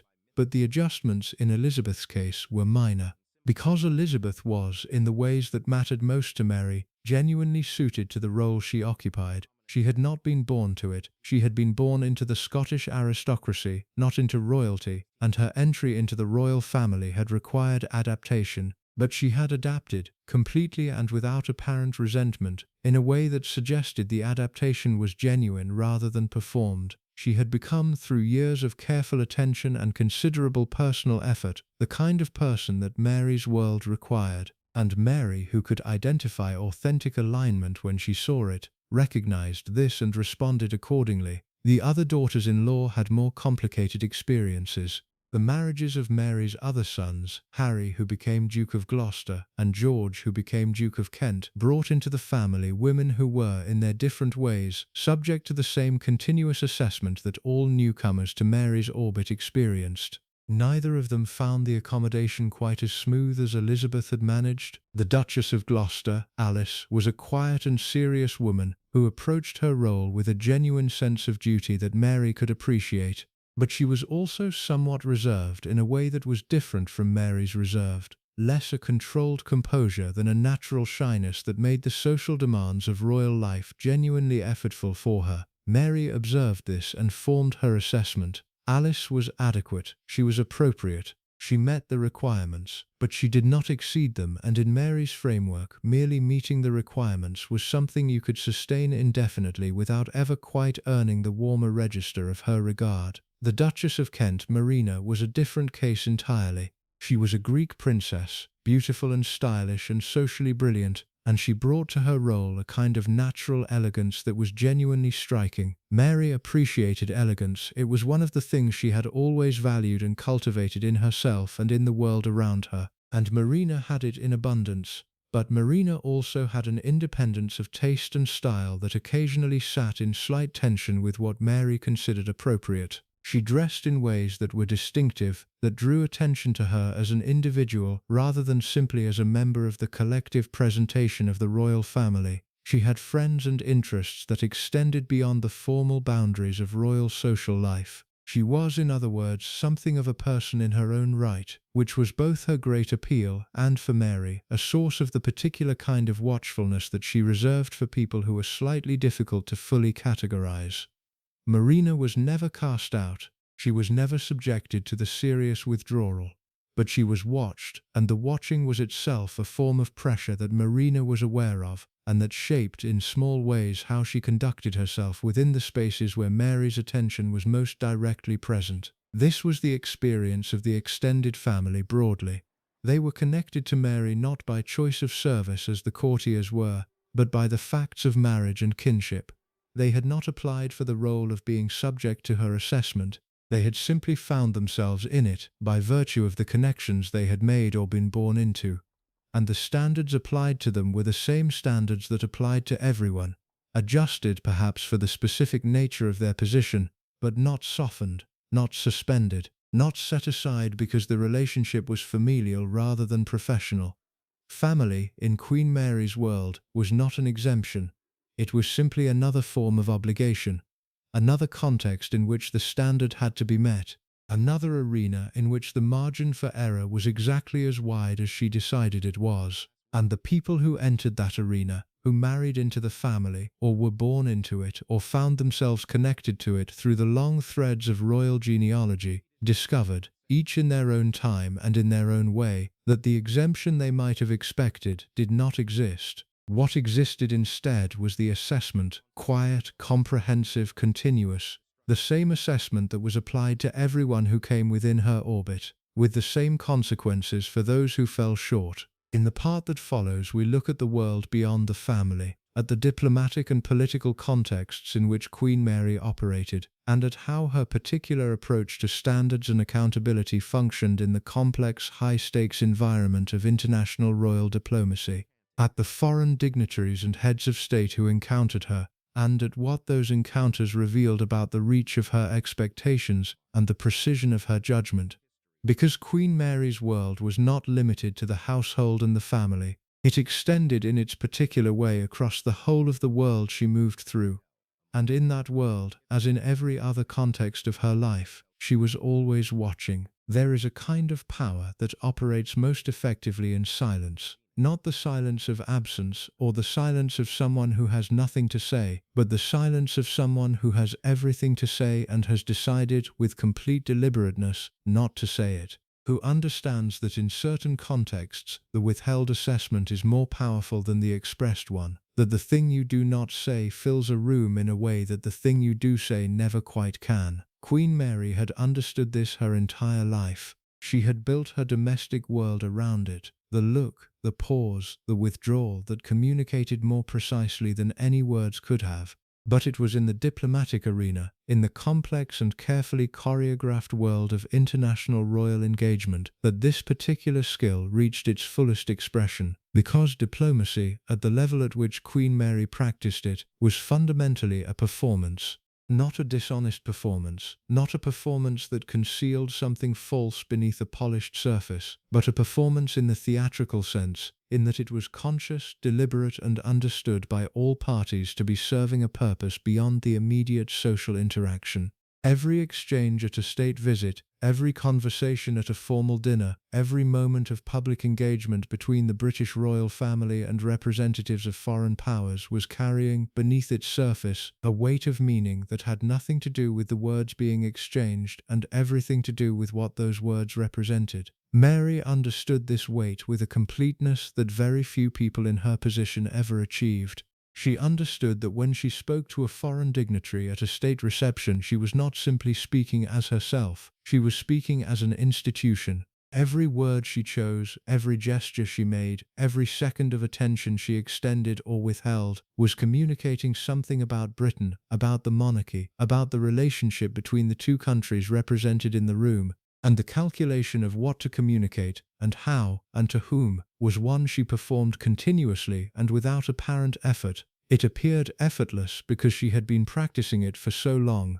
But those who served her and travelled with her and were present at the diplomatic occasions that punctuated the royal calendar understood that the effortlessness was the product of a very great deal of effort that simply happened before the occasion, in the preparation that Mary undertook with the same thoroughness she brought to everything else. She researched. This was to those who encountered it for the first time slightly startling. Before a state visit from a foreign head of government, or before the British royal family's own visits abroad, Mary would acquire and absorb information about the people she was going to encounter, with a depth that went well beyond what was strictly required for the formal purposes of the occasion. She wanted to know not just the formal biographical facts, the titles, the political positions, the official histories, but the texture of the people, their interests, their sensitivities, the things that mattered to them personally, and the things that didn't, the topics that would produce genuine engagement and the topics that should be approached carefully or avoided entirely. She acquired this information through a variety of channels, through briefings from the Foreign Office, through her own extensive correspondence with royal relatives across Europe, through conversations with members of her household who had their own networks of connection and information,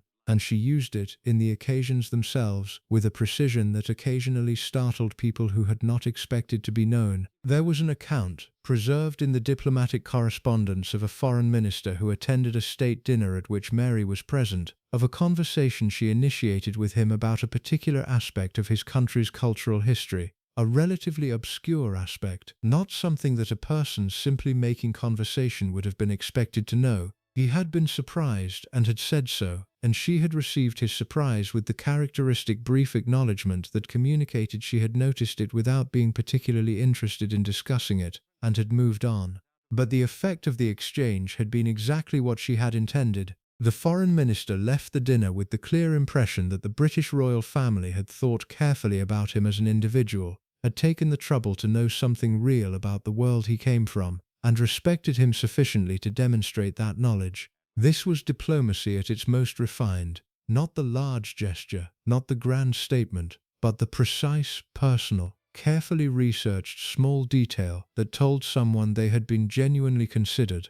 But the same attention that she brought to preparation also meant that she noticed, with uncomfortable precision, when the people around her had not prepared with equivalent thoroughness. When a member of her household said something at a diplomatic occasion that revealed to her practiced ear a gap in their knowledge, when someone handled an introduction incorrectly or failed to demonstrate familiarity with a protocol that the foreign party clearly expected to be observed, when, in other words, the performance of the institution she embodied was compromised by the inadequacy of one of its performers. These moments were, for Mary, among the most difficult to absorb, because they happened in public, in the presence of people whose assessment of the British monarchy mattered, and they could not be immediately corrected. They had to be witnessed, and endured, and managed in the moment with whatever resources were available, which for Mary meant managed through the steady maintenance of her own bearing, through the subtle redirection of attention, through the exercise of the considerable skill she had at moving a conversation or an occasion in a direction that minimized the visibility of what had just gone wrong. She did this well. She had had decades of practice at managing the gaps between what her world required and what the people in it actually delivered, and she had developed a repertoire of techniques for containing the damage that were themselves a form of artistry, a particular kind of conversation that drew attention away from a difficulty, a way of moving physically through a space that reorganized the group dynamics of an event without appearing to do so intentionally. A direct engagement with the foreign party that communicated, through its warmth and attentiveness, that whatever had just happened at the edges of the occasion was not representative of the center, but containing the damage in the moment did not mean absorbing it without consequence.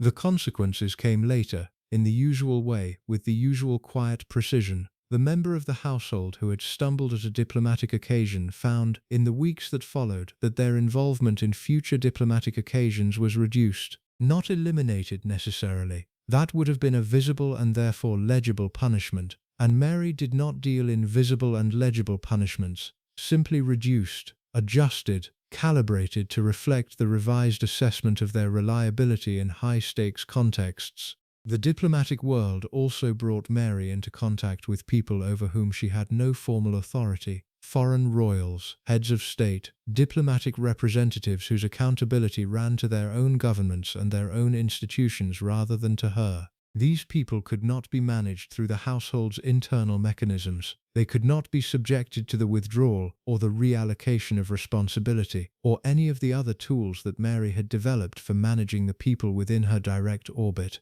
With these people she had only her presence, only the cumulative weight of what she was and how she carried herself, and the particular quality of attention she either extended or withheld. Only the performance, sustained with absolute consistency, of someone who inhabited the highest standards and expected, without ever explicitly saying so, that the people she encountered would meet her there. Many of them did.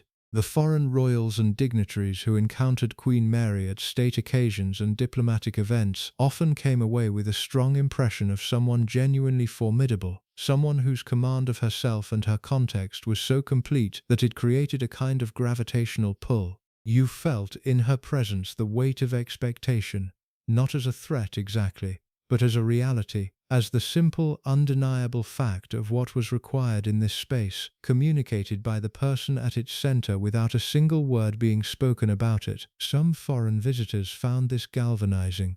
They rose to it. They arrived at a state occasion already prepared to some degree, and the additional pressure of Mary's presence pushed their preparation further, sharpened their attention, made them more careful and more precise than they might otherwise have been. They left the occasion having performed better than they expected, and understanding, even if they could not fully articulate it, that the environment she had created was responsible for that.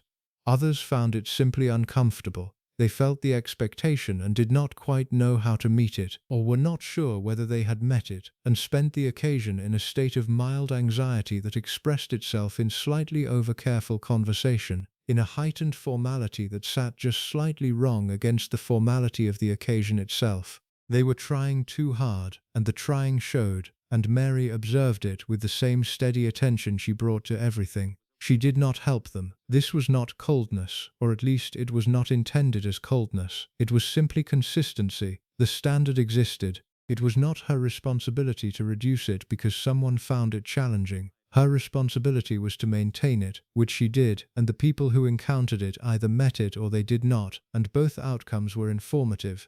There was, within the diplomatic world, a particular category of encounter that revealed something specific about how Mary's approach functioned at an international level. These were the occasions when the foreign party was itself of the highest caliber, when the person she was engaging with was someone whose own standards and preparation were comparable to hers, who brought to the encounter the same level of careful thought and genuine depth that she brought to everything. In these encounters, something happened that those who witnessed them found genuinely remarkable.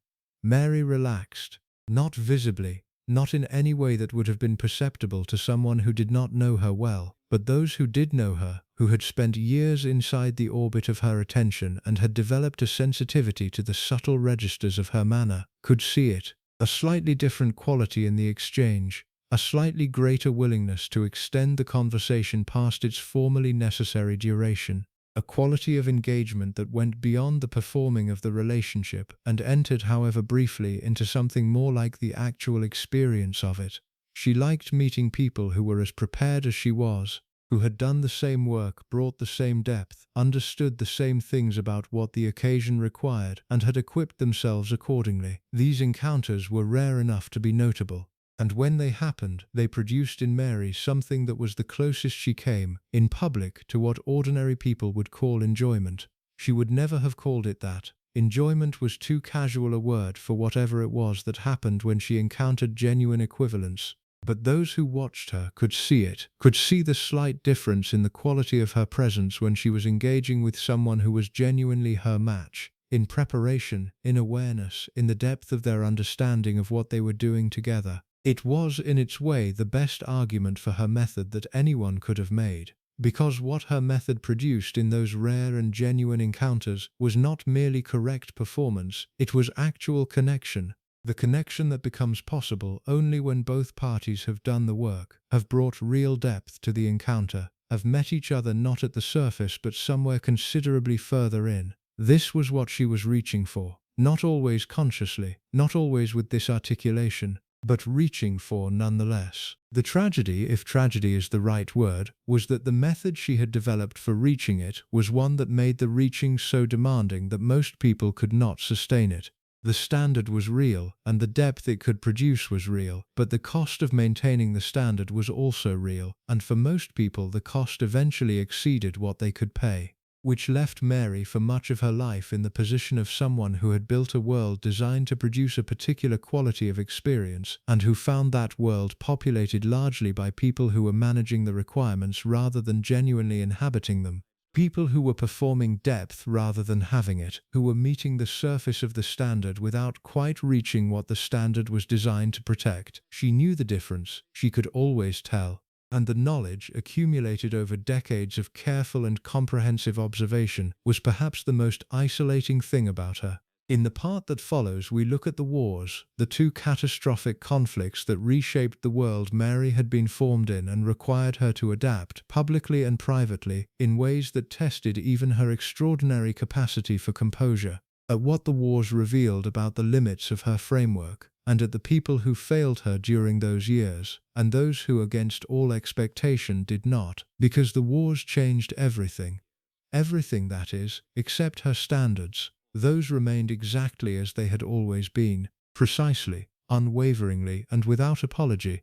There is a particular test that history applies to people of fixed principle. It is not the test of ordinary difficulty, the manageable challenges, the predictable obstacles, the kind of adversity that a person of sufficient discipline and preparation can navigate without fundamentally altering what they are. Those tests Queen Mary had been passing her entire life. The test that history applies to people of fixed principle is the test of catastrophe, of the kind of event so large and so total that it does not simply challenge the framework a person has built, it dismantles the world in which that framework existed. It removes the foundations, collapses the structures, eliminates the familiar reference points, and leaves the person standing in a landscape so altered from the one they knew that the question of whether their principles still apply becomes genuinely open. The First World War was that kind of event, and the Second World War 20 years later was that kind of event again. Between them, the two wars dismantled the world of the European aristocracy as thoroughly as any historical force has ever dismantled a social order. The royal houses that had defined the political and social landscape of the continent, the Romanovs, the Habsburgs, the Hohenzollerns, the dozens of smaller German dynasties whose members had filled the drawing rooms and the guest lists of the British court for generations, were swept away. The cousins and second cousins and relatives by marriage who had constituted the international community of royalty in which Mary had been raised and educated and formed disappeared, one by one, into exile or obscurity or worse. The world that had produced Queen Mary ceased to exist, and Queen Mary continued. This was by any measure a remarkable fact, not simply as a biographical observation, but as a statement about the nature of what she was. Because continuing, truly continuing, not merely surviving but maintaining the full weight and precision of her presence and her standards, in the face of that kind of loss required something that went beyond ordinary resilience. It required a relationship with principle that was so fundamental, so deeply embedded in the structure of her identity, that it could not be dislodged by circumstances however extreme. Her principles were not dependent on the world that had formed them. They had been formed in that world, yes. They had been shaped by its particular values and requirements and understandings of what mattered. But they had become, over decades of practice and enforcement, something that belonged to her rather than to the world, something that existed independently of the context that had produced it, something that would continue to operate even when the context was gone. This was what the wars revealed about Queen Mary. Not a new quality, but the full depth of a quality that had always been there. The First World War began in August of 1914, when Mary was 47 years old. She had been Queen Consort for 4 years, having acceded to that position when her husband George became king in 1910. She was at the height of her public prominence, fully established in the role she had been preparing for since her marriage, recognized across Europe and beyond as one of the most formidable women in the world's most prominent royal family. And then the world she was prominent in began to collapse. The war created, for the British royal family, a set of complications that went far beyond the ordinary difficulties of wartime. The family had German roots that were, in the context of a war against Germany, deeply uncomfortable. The king's own name, Saxe-Coburg and Gotha, was a German dynastic name that, as anti-German sentiment intensified in Britain, became an increasing liability. The royal family had relatives on both sides of the conflict. The Kaiser, against whom Britain was now at war, was King George's first cousin. The web of connection that had constituted the international royal community was now a political problem of considerable sensitivity. Mary managed this with the same methodical precision she brought to every problem. She understood that the family's public positioning in relation to the war was not simply a matter of personal sentiment, but of institutional survival. The monarchy needed to be unambiguously British, needed to demonstrate through every available means that its loyalties were entirely and without reservation to the country it served, rather than to the dynastic connections it had inherited. This required, in practical terms, a series of decisions that were genuinely painful. Relatives who had been part of the family's social world were distanced. Connections that had been maintained as a matter of course were allowed to lapse. The German titles held by various members of the royal household were surrendered, and in 1917 the family name itself was changed, from Saxe-Coburg and Gotha to Windsor, a name chosen for its quintessentially English associations. Mary did not resist any of this. She understood it as a necessity, processed it as she processed all necessities, and implemented it with the same absence of visible distress that characterized her response to every difficult decision. She had been trained, by temperament and by decades of practice, to subordinate the personal to the institutional. This was simply the institutional requirement. It was met, but the war also brought losses that were more personal, and that required something different from the simple execution of institutional necessity. The young men who had been part of the world she knew, the sons of aristocratic families, the junior members of the household, the generation that had grown up inside the social world of the court, were dying in France and Belgium in numbers so large that the loss became, over the 4 years of the war, a kind of permanent background condition. There was always new grief arriving, always new names to absorb, always new families whose worlds had been altered beyond recovery. Mary responded to this in the way she responded to everything, by doing what was required. She visited hospitals. She engaged with the mechanics of wartime charitable organization with the same thoroughness she brought to every other undertaking. She appeared at the events and occasions that the monarchy's wartime role demanded, and she appeared at them with the consistency and composure that her public function required. She did not perform grief. She was not that kind of person, and the performance of grief would not have served the purpose she understood herself to be serving. What was needed in the context of a country sustaining losses on that scale was not a sovereign who was visibly distressed.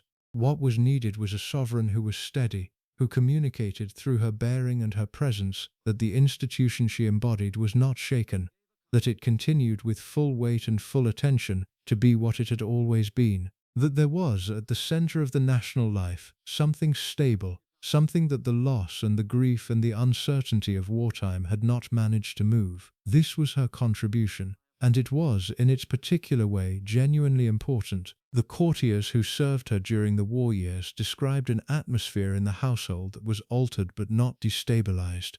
The standards remained, the requirements remained, the particular precise quality of her attention remained. If anything, the wartime context had heightened rather than relaxed the demands she made, because the stakes of everything had been heightened.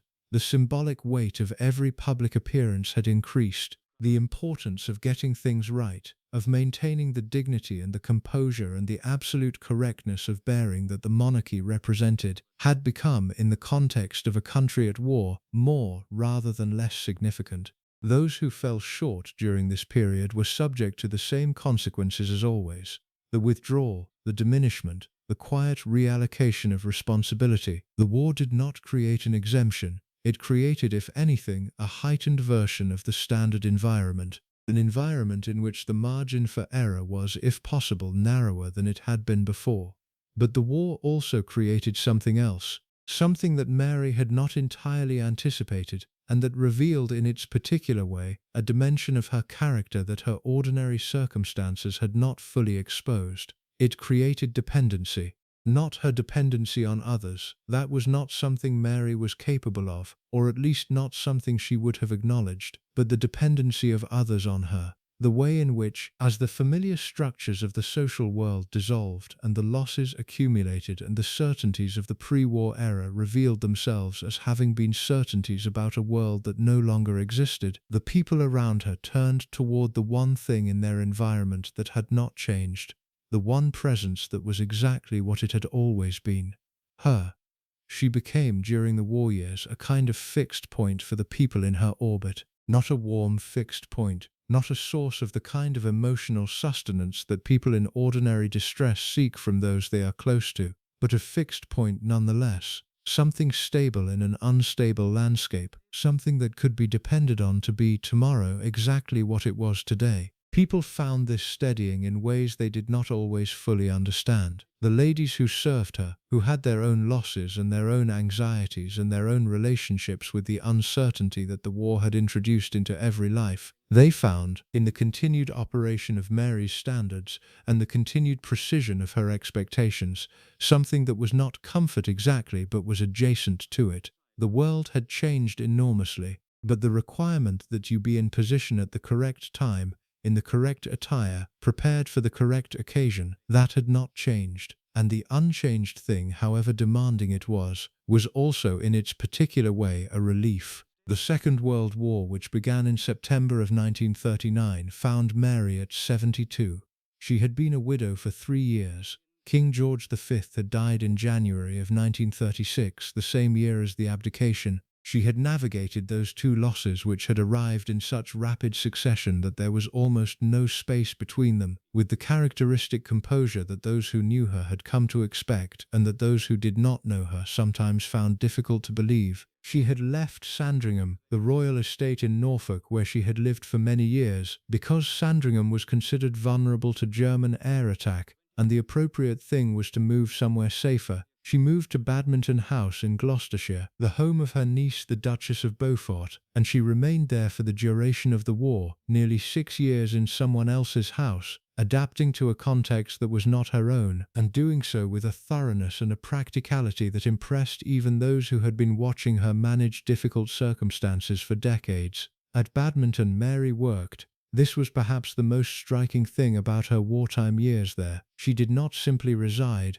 She organized with her characteristic energy a program of activity that engaged both herself and the members of her household in the practical work of wartime. Ivy and undergrowth were cleared from the estate, timber was managed. The mechanical and agricultural work that wartime conditions made necessary was undertaken with Mary's direct involvement and supervision. She was in her 70s. She had spent her life in palaces and grand houses, surrounded by staff whose entire function was to manage the practical dimensions of existence so that she never needed to engage with them directly. And here she was, in a large but not palatial country house, supervising the clearing of ivy from walls and the management of timber with the same focused attention she had brought to state occasions and diplomatic dinners. The staff at Badminton, who had not previously been subject to her orbit, encountered her standards for the first time and found the encounter somewhat startling. Her requirements did not relax because the context had changed. She expected the same precision, the same preparation, the same absence of unnecessary friction that she had always expected. The fact that they were in Gloucestershire rather than Buckingham Palace, that there was a war on, that the normal structures of royal life had been significantly disrupted, none of this altered the fundamental requirements. It simply altered the context in which they operated. There were members of the Badminton household who found this genuinely difficult, who had not signed up, as it were, for Queen Mary's particular environment, and who found themselves inside it without having made the conscious preparation that her own household members had undertaken. They stumbled in the ways that people always stumbled, the small errors of protocol and preparation and judgment that Mary noticed with the same precision in Gloucestershire as she had in London, and they were assessed accordingly, quietly, without drama, in the usual way. But there was also something at Badminton that was different from what had come before, something that the unusual conditions of the wartime years produced in Mary that her ordinary circumstances had not, a slightly greater visibility of what lay beneath the standards. Not a relaxation of the standards themselves, those remained exactly as they had always been, but an occasional brief and clearly unintentional glimpse of the person inside them. She was moved by things during the war, in ways that she was not always able to entirely contain. The news of losses, of people she had known, of young men from families she was connected to, of the broader human cost of the conflict as it accumulated over the years, registered in her in ways that sometimes showed, not dramatically, not in the way of someone who has abandoned their composure, but in small momentary alterations of expression or manner that those who knew her well recognized as significant, precisely because they were so rare. The courtiers who were with her at Badminton described these moments with a particular kind of care. They understood that what they were seeing was something private, something that Mary would not have chosen to show if she had been fully in control of the showing, and they responded to it with the same discretion that she had always required, by not acknowledging it, by not drawing attention to it, by allowing it to pass as though it had not occurred. This was, in its way, one of the most genuine acts of loyalty that her household ever performed for her. She had given them the standard of discretion, had enforced it for decades with the full weight of her authority, and in the moments when she needed it most applied to herself, when the losses of the war momentarily exceeded her capacity for complete containment, they gave it back to her, completely and without hesitation. She would never have acknowledged this. She would never have said to any of them that she had needed that discretion and that she was grateful for it. That was not the language available to her. But those who were there understood, and they carried that understanding with them, alongside everything else they carried from their years in her service, for the rest of their lives.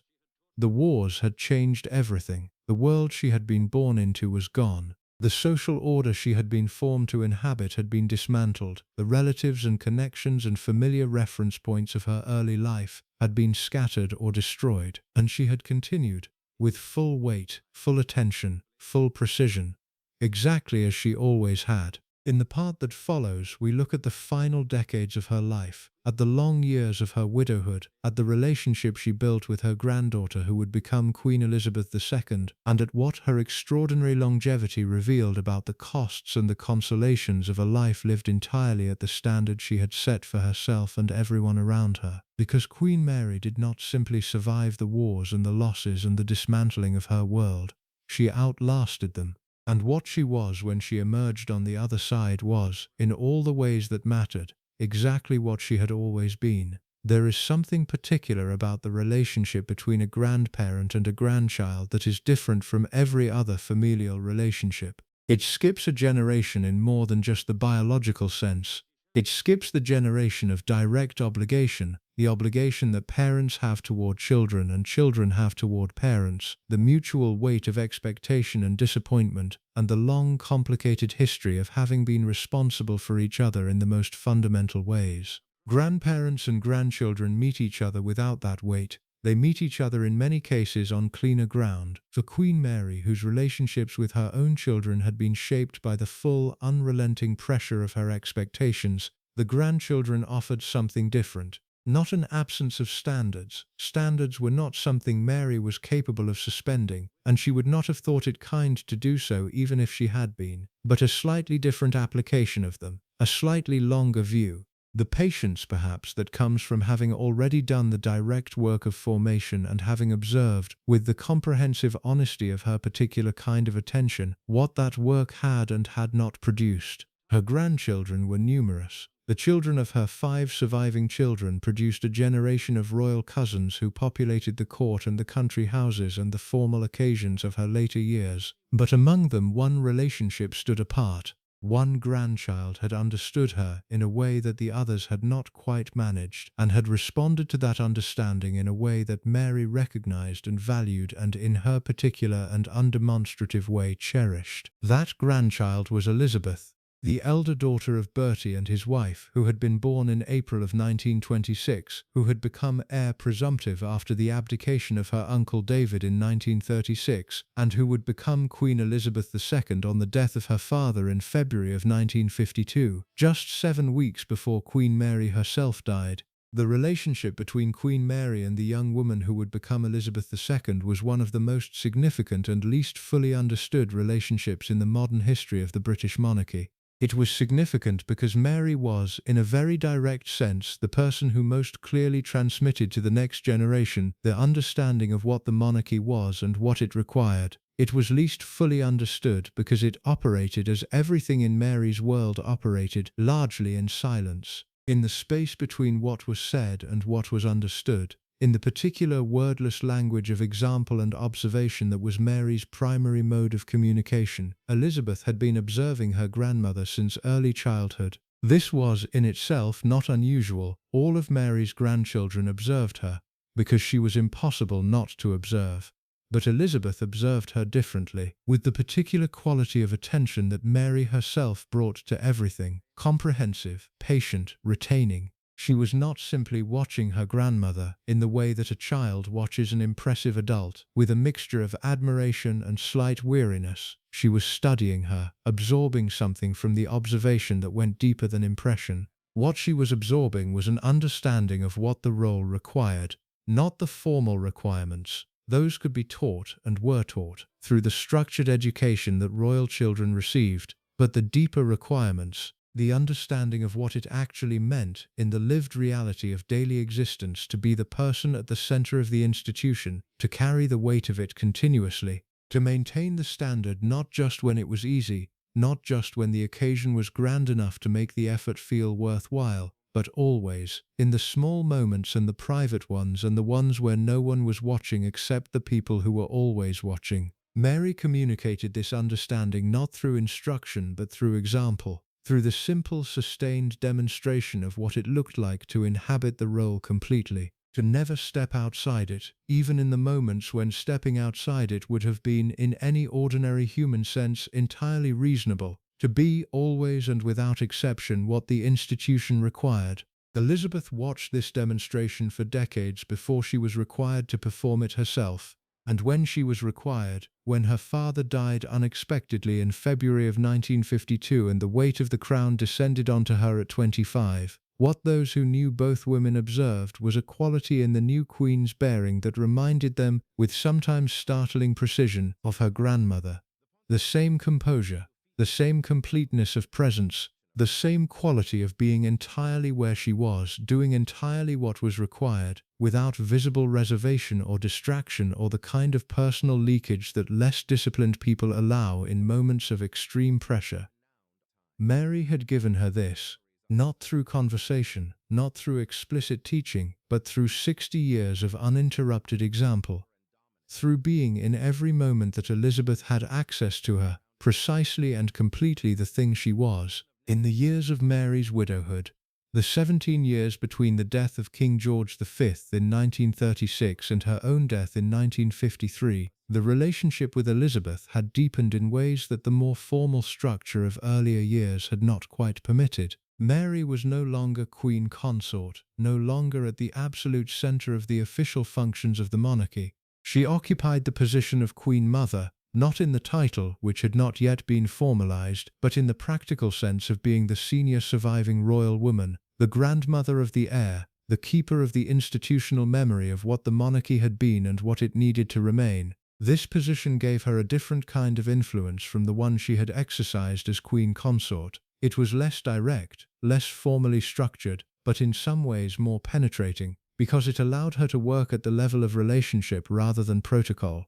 To pass on, through the long, quiet conversations and the shared occasions and the accumulated texture of a relationship sustained over decades, the understanding that formal instruction could not quite convey. She took this responsibility seriously. She took everything seriously. But the transmission of institutional understanding to the young woman who was going to carry the crown next, this was perhaps the most important work of her final years, and she brought to it the same thoroughness and attention she had always brought to what she considered important. She spoke to Elizabeth about the history of the family in ways that went beyond the formal biographical facts. She talked about the objects, the jewelry, the furniture, the works of art that had passed through the family across generations, not simply as things of value but as carriers of history, as connections to the people and the moments they had belonged to, the events they had witnessed, the weight of continuity they represented.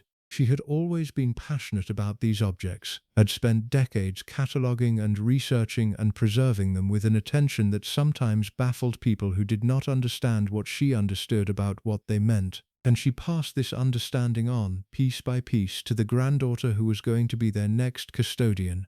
Elizabeth received this inheritance, the material one and the less tangible one, with the same quality of attention she had always brought to her observations of her grandmother.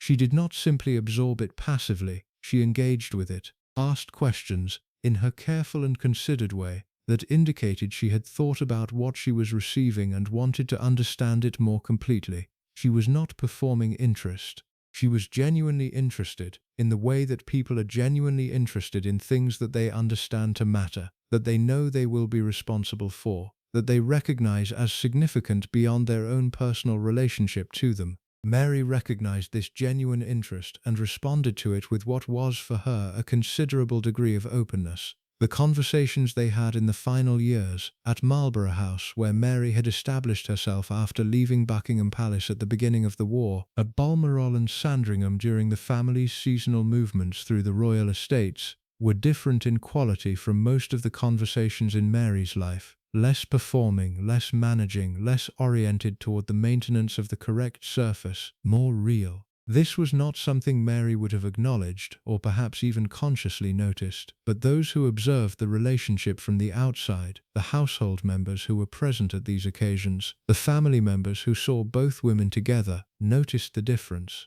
Noticed that in Elizabeth's company, Mary was slightly more accessible than she was elsewhere, that the distance she maintained with almost everyone else contracted, very slightly, in the presence of the granddaughter who had most completely understood her. It was the same recognition that she occasionally experienced in the diplomatic world, when she encountered someone whose preparation matched her own, the recognition of genuine equivalence, not of position or experience, but of fundamental orientation, of someone who understood, at the deepest level, what the thing they were both part of actually was, and what it actually required. Elizabeth understood this, and Mary knew that she understood it, and in that knowing, something in her that was usually held in reserve was for once given a small amount of room. The final years were also the years in which the full cost of her life became, for those who watched her closely, most visible. Not in any dramatic collapse of her composure or her standards. Those remained, with the consistency that had defined her entire adult life, but in the accumulation of loss that had marked her widowhood, and in the particular quality of endurance that carrying that loss without visible expression required. She had outlived her husband. She had outlived two of her sons, George, Duke of Kent, who was killed in an air crash in 1942 during the war, and the former King Edward VIII, who was still alive but who had in the most meaningful sense been lost to her at the abdication. She had outlived most of the generation she had been formed in, most of the social world she had inhabited, most of the structures and assumptions and reference points that had constituted the context of her life, and she continued, with full weight, full attention, full precision. Those who served her in these final years described a woman who was in most respects exactly what she had always been. The standards operated as they always had, the requirements remained, the look, the silence, the withdrawal, the whole vocabulary of her expectations was intact. She was slower physically, the body was making concessions that the will would not, but the will itself showed no sign of the concessions the body was making. She remained in the ways that she considered essential entirely herself. There were moments, increasingly in the final months, when the body's concessions became impossible to entirely ignore, when the effort required to be fully, completely present in the way she had always been present was visible as effort rather than invisible as it had always been before. When those who watched her closely could see in the slightly greater deliberateness of her movements, the slightly greater concentration required to maintain what had previously been maintained without apparent effort, that what they were witnessing was the last sustained performance of someone who had been performing at the highest level for her entire adult life. She did not relax it, even then. Even in the final weeks when the end was clearly approaching and the people around her were managing the mechanics of that approach with the kind of careful, quiet attention that terminal illness in someone of great age requires, she maintained what she had always maintained as completely as she was able for as long as she was able. King George VI, her son Bertie, died on February 6, 1952. He was 56 years old. His health had been declining for some time, the legacy of years of wartime pressure and the chronic illness that had shadowed his later years. But his death, when it came, was still unexpected in its timing. He had seemed in his final public appearances more stable than the preceding months had suggested he would be. Mary received the news of his death and was by all accounts devastated. This was perhaps the loss that cost her more than any other. More even than the loss of her husband, because Bertie's death came after everything else, after the long accumulation of losses that his mother had absorbed over the preceding decades, and because Bertie had been of all her children the one she felt she best understood, the one whose earnestness and dedication had most closely reflected the values she had tried to transmit, the one who had become against considerable difficulty and with considerable courage exactly what the institution required. He was gone. And with him went something that nothing else could replace. She survived him by 7 weeks. She died on March 24, 1953 at Marlborough House at the age of 85. Her granddaughter Elizabeth had been queen for 7 weeks, had been for exactly the same period of time that Mary had spent in the final stage of her dying, the person who carried the crown that Mary had spent her entire life in the service of. Mary had made it known in the final weeks that whatever happened to her, the preparations for the coronation, Elizabeth's coronation scheduled for June of that year, should not be interrupted, that the death of a Queen Mother, however significant, should not alter the course of the institution's work, that the institution continued, that it was larger than any individual within it, including herself. This was, in its way, the final statement of everything she had ever believed. The institution first, always the institution first. The individual, even the individual who had dedicated every day of 85 years to serving it, was secondary, was always secondary. And when the individual's time came to step aside, the stepping aside should be done with the same quality of composure and correctness that everything else had been done with. She stepped aside accordingly, and the institution continued, carried forward by the granddaughter who had understood her, who had absorbed from decades of observation the deepest truth of what the role required, and who would go on to carry it, with her own particular qualities, her own particular gifts, but also with something that was recognizably Mary's, for another 70 years. In the final part of this documentary, we attempt to draw together everything we have examined: the household, the family, the diplomatic world, the wars, the relationships that sustained her and those that she could not sustain, and to offer something like a complete picture of Queen Mary. Not a simple picture, not a verdict, but an honest accounting of what she was, what she cost the people around her, and what she gave them. And what, in the end, the extraordinary life she lived might tell us about the nature of the standards we set for ourselves and others, and what happens to the people who live inside them. There is a question that follows every life of exceptional force. It is not the question of what the person achieved, or what they failed to achieve, or how history has chosen to remember them. Those questions have their place, but they are surface questions. They operate at the level of record and reputation, at the level of what can be measured and documented and placed in an archive. The question that follows every life of exceptional force is deeper than that. It is the question of what the person left in the people who were close to them. What remained in the minds and the memories and the formed characters of the men and women who had existed inside their orbit after the person themselves was gone. What had been transmitted through years of proximity and observation and the slow accumulative pressure of sustained expectation from the one to the many. What, in other words, had the life actually done, not to history, but to the human beings who had lived alongside it? In the case of Queen Mary, this question does not have a simple answer. It never could have, because the life itself was not simple. It was layered and contradictory and genuinely complicated in ways that resist the kind of clean resolution that biographical summary tends to impose. She was formidable and she was limited. She was extraordinary in some dimensions and deeply, genuinely constrained in others. She gave certain people around her something that strengthened them, and she cost other people around her something they never fully recovered. Both of these things are true. They are true simultaneously, without one cancelling out the other. And any honest accounting of what she left behind has to hold both of them at once. What she left, first and most visibly, was an institution. Not in the sense that she created the British monarchy. It had existed for centuries before her and would continue to exist long after her, but in the sense that she shaped it during the 6 decades of her prominence in ways that were specific and lasting and that bore her particular imprint. She had understood, with a clarity that was perhaps her most distinctive intellectual quality, that the monarchy was not simply a collection of individuals performing ceremonial functions.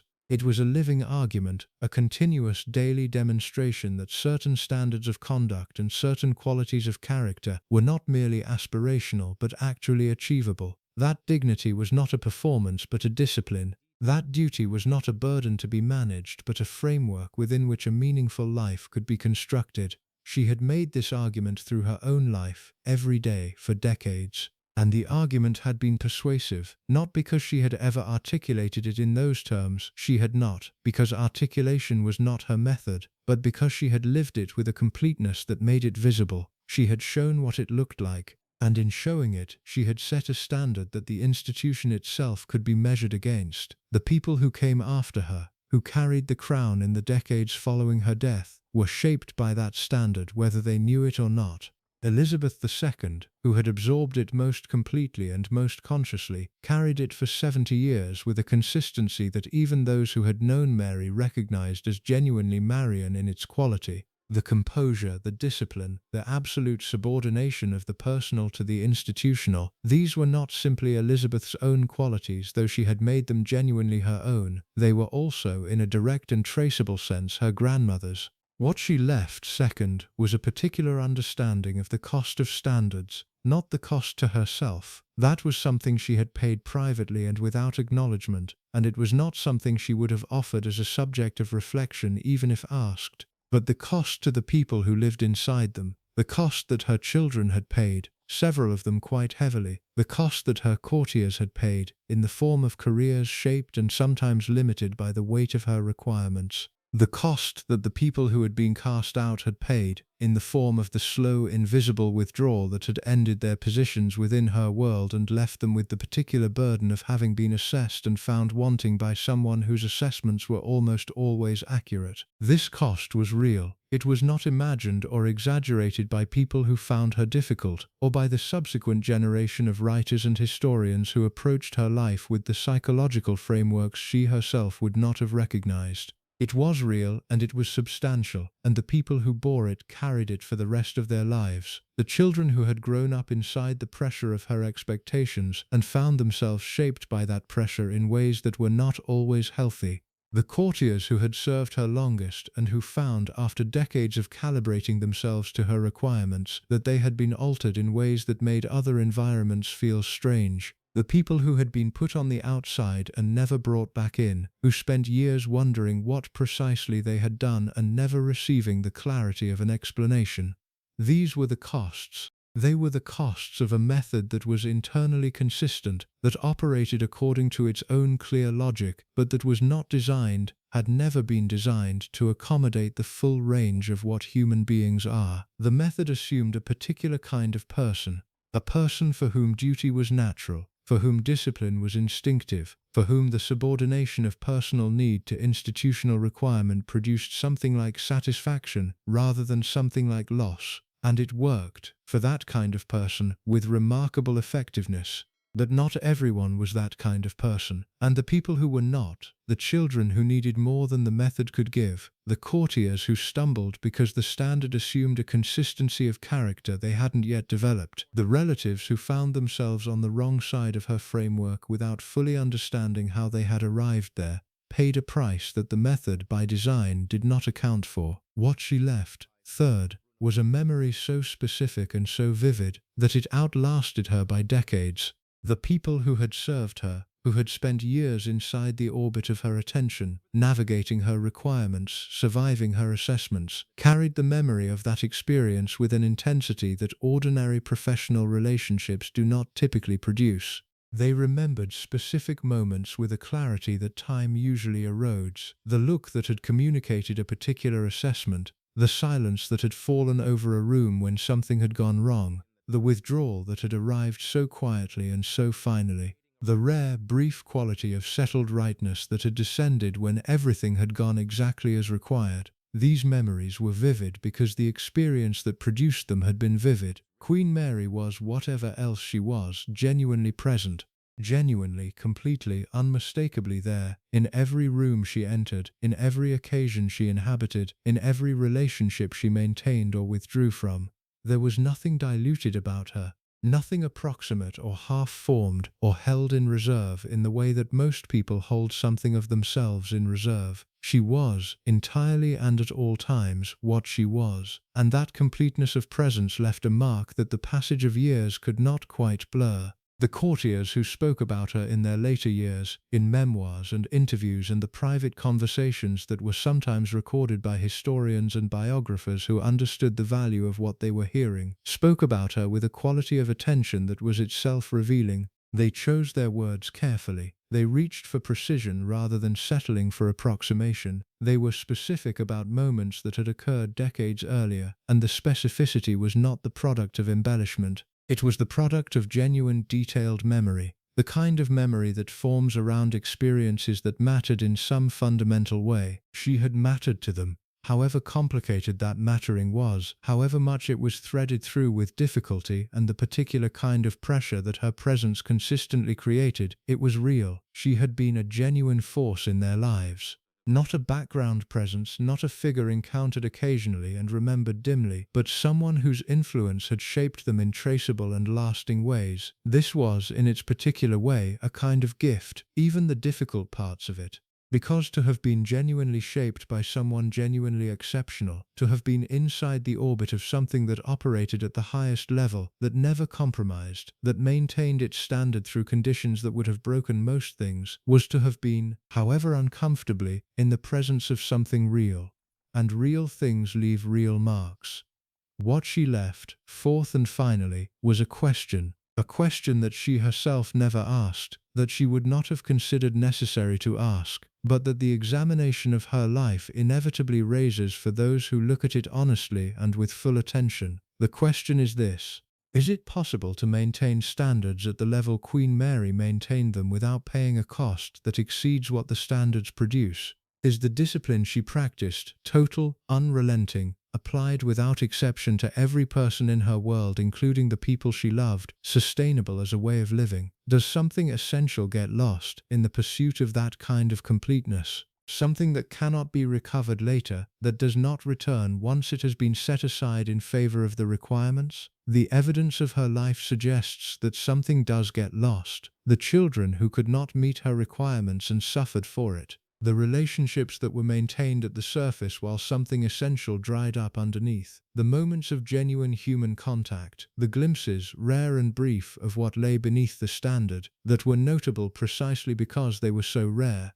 The granddaughter who understood her most completely and loved her most genuinely, and who said in the end that the relationship had been marked by the same quality of distance that had marked every other relationship in Mary's life. Not because Mary did not care. She cared.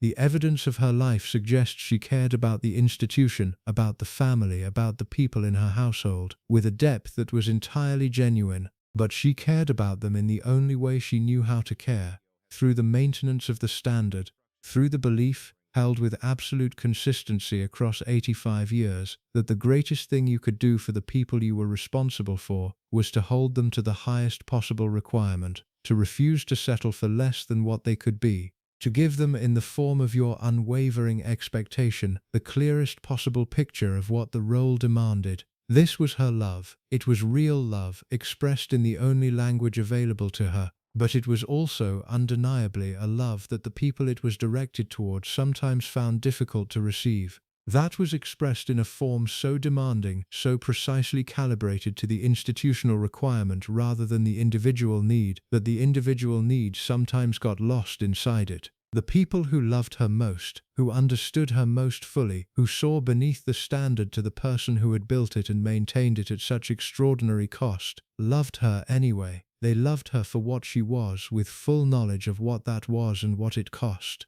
They did not love her in spite of the difficulty. They loved her including it, understanding that the difficulty and the quality were not separable, that the standard and the person were the same thing, that you could not have the one without the other. Queen Mary died on March 24, 1953. She had asked in her final weeks that her death not interrupt the preparations for her granddaughter's coronation. The preparations were not interrupted. The coronation took place on June 2, 1953 as scheduled, with the full weight and precision and ceremonial completeness that she would have required. She was not there to see it, but in another sense she was entirely there.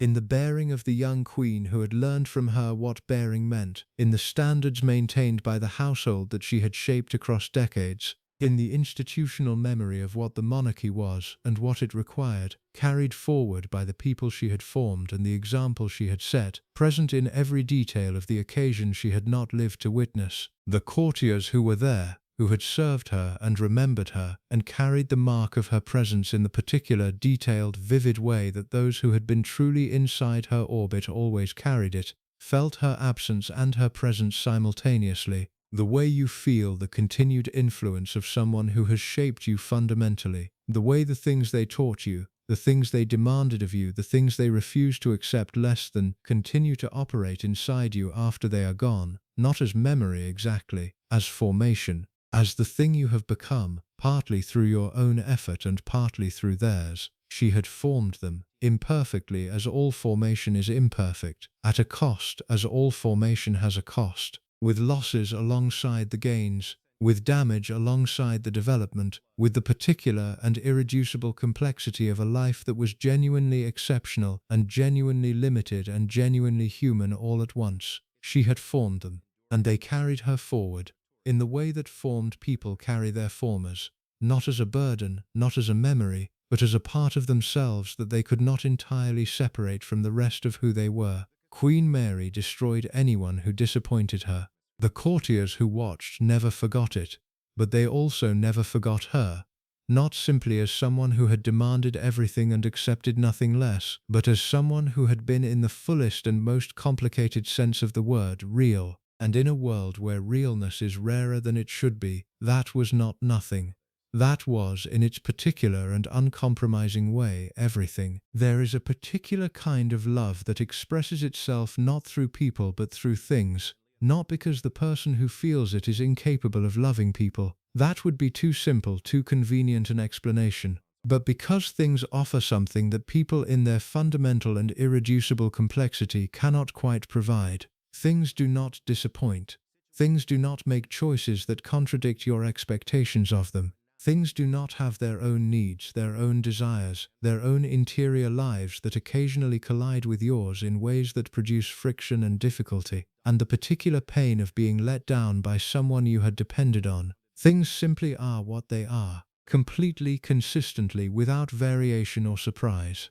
Queen Mary loved things with a passion that was by any measure one of the most intense and least complicated relationships of her life. She loved antiques and jewellery and works of art and the historical objects that had passed through the hands of the royal family across centuries. She loved them with a specificity and a depth that went far beyond the ordinary appreciation of beautiful or valuable objects. She loved them because she understood them, because she had studied them with the same thoroughness she brought to everything she considered worth knowing, because in their particular combination of beauty and history and the accumulated significance of everything they had witnessed and belonged to, they offered her something that almost nothing else in her world could offer. They offered her certainty. A piece of furniture that had belonged to a particular monarch in a particular century was exactly what it was.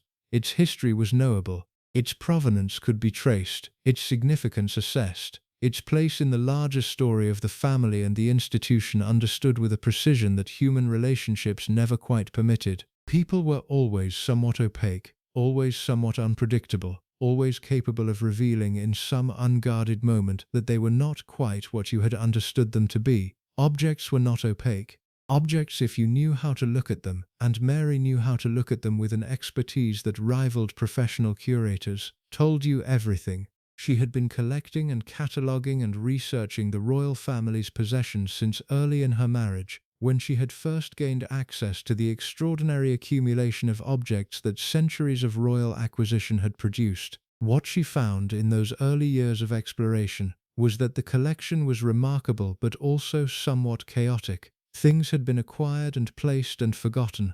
Objects of genuine historical significance were sitting in storage without proper documentation, without the research that would have established their full importance, without the care that their age and their provenance demanded. Mary set about correcting this with characteristic thoroughness. She researched, she documented, she traced provenance through historical records and correspondence and the long paper trails that significant objects leave behind them as they pass through time and ownership. She identified things that had been misattributed or misunderstood, and she corrected the misattributions with the evidence she had assembled. She created, over decades of dedicated effort, a systematic understanding of the royal collection that had not previously existed in any comparable form. This work was, in a very genuine sense, one of the great achievements of her life.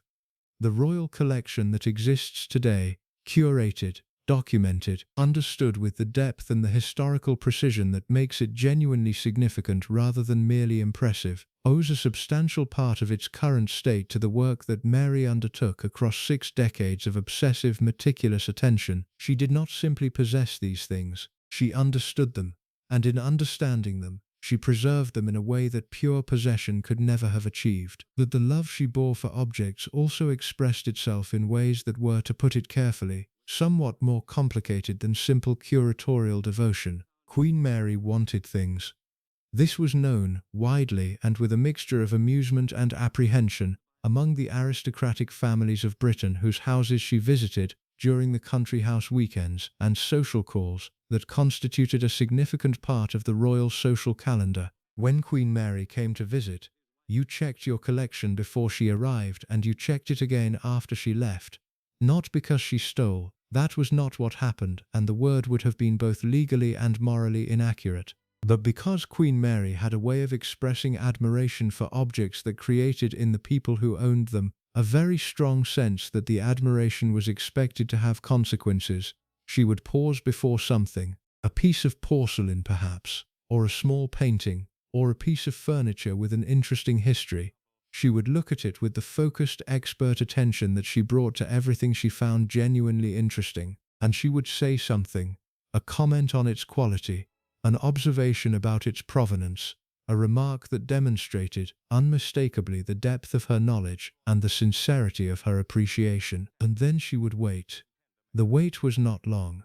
It did not need to be. The people she was visiting understood, with the social intelligence that their own upbringing had given them, what the pause and the comment and the look signified. They understood that the Queen had seen something she admired, and they understood, without anyone ever saying so directly, that the appropriate response to a queen admiring something you owned was to offer it to her. Most of them did. Most of them offered, and Mary accepted, with the gracious but not effusive acknowledgement that such transactions required, and the object joined the collection.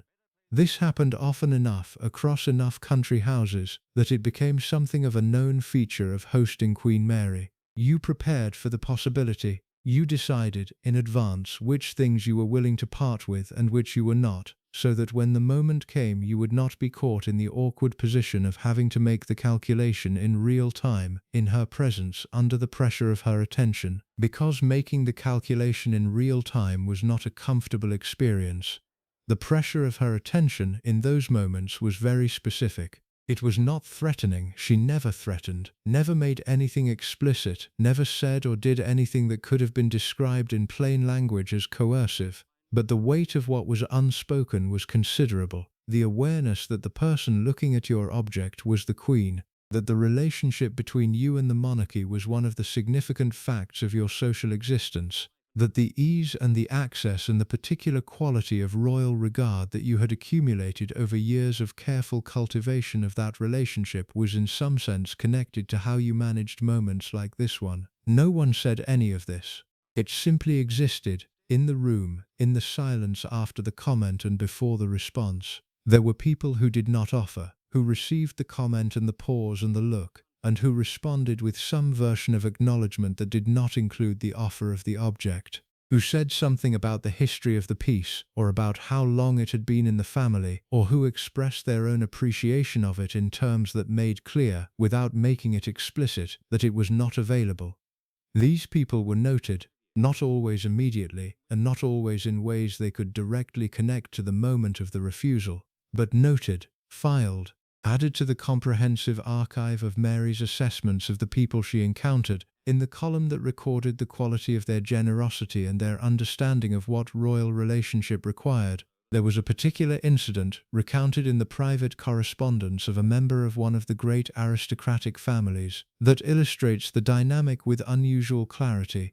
Mary had visited the family's house for a weekend, and had, during a tour of the house's collection, paused before a small piece of decorative art, a snuff-box of considerable age and historical interest, connected to a figure from the 18th century court. She had examined it, commented on it with the precision that demonstrated she knew exactly what it was and what it was worth, and had waited. The family had not offered it. The piece was of particular sentimental significance to them. It had been in the family for generations and was connected to a family history that predated their association with the royal court. They had decided in their pre-visit deliberations that this was one of the things they would not part with. Mary had moved on. She had said nothing more about the snuff-box, had continued the tour, had concluded the visit with the correct and appropriate warmth that social convention required. She had departed as she always departed, composed, unhurried, leaving behind the impression of someone who had enjoyed the occasion and found the company satisfactory. But the family noticed, in the years that followed, a very slight cooling in the quality of their relationship with the palace. Invitations that had previously come with a certain regularity became slightly less regular. The warmth that had characterized previous interactions became slightly more formal. Nothing dramatic, nothing that could have been pointed to and described as a consequence. Simply a very gradual, very slight diminishment in the degree of royal regard they experienced. They connected it eventually to the snuff-box, to the pause and the comment and the wait and their decision not to offer. They could not be certain. Mary had never said anything, had never made the connection explicit, had given them nothing to point to as evidence, but they felt it. And feeling it, they understood something about the nature of her affection for objects and for the people who stood between her and those objects. The objects won. When there was a choice between the object and the relationship, the object was what she moved toward. This was not a conscious calculation.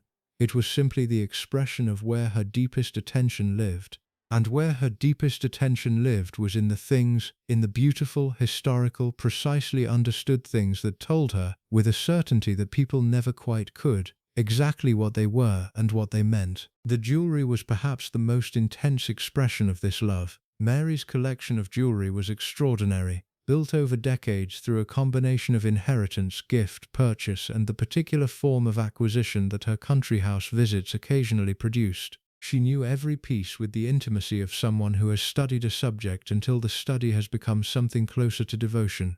She knew the history of each stone, the provenance of each setting, the chain of ownership that had brought each piece to her hands. She wore her jewelry with the same deliberateness that she brought to every other aspect of her presentation.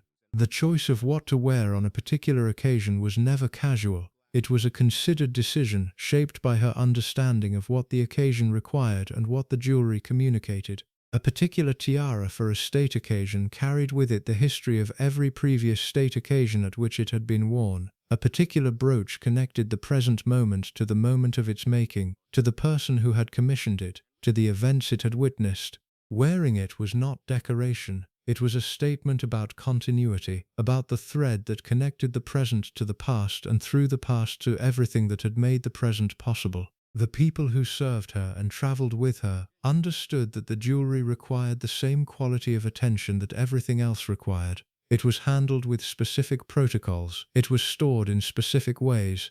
It was presented and returned according to procedures that had been established through long practice and that were not subject to improvisation. Anyone who handled the jewelry carelessly, who placed something down without the proper care, or who failed to observe the protocols that governed its management, discovered that the carelessness was noted with the same precision that all carelessness was noted. But there was something additional in Mary's response to carelessness with the jewelry that went beyond her ordinary response to professional inadequacy. There was a quality of personal affront that was different in kind from the cool, methodical assessment that characterized her response to other failures, as though the failure of care toward the object was also, in some less articulable way, a failure of care toward something she valued more than she valued most human relationships, as though the person who had been careless had not simply made a professional error but had demonstrated through their carelessness that they did not understand the things that mattered most. And not understanding the things that mattered most was, for Mary, a form of not understanding her,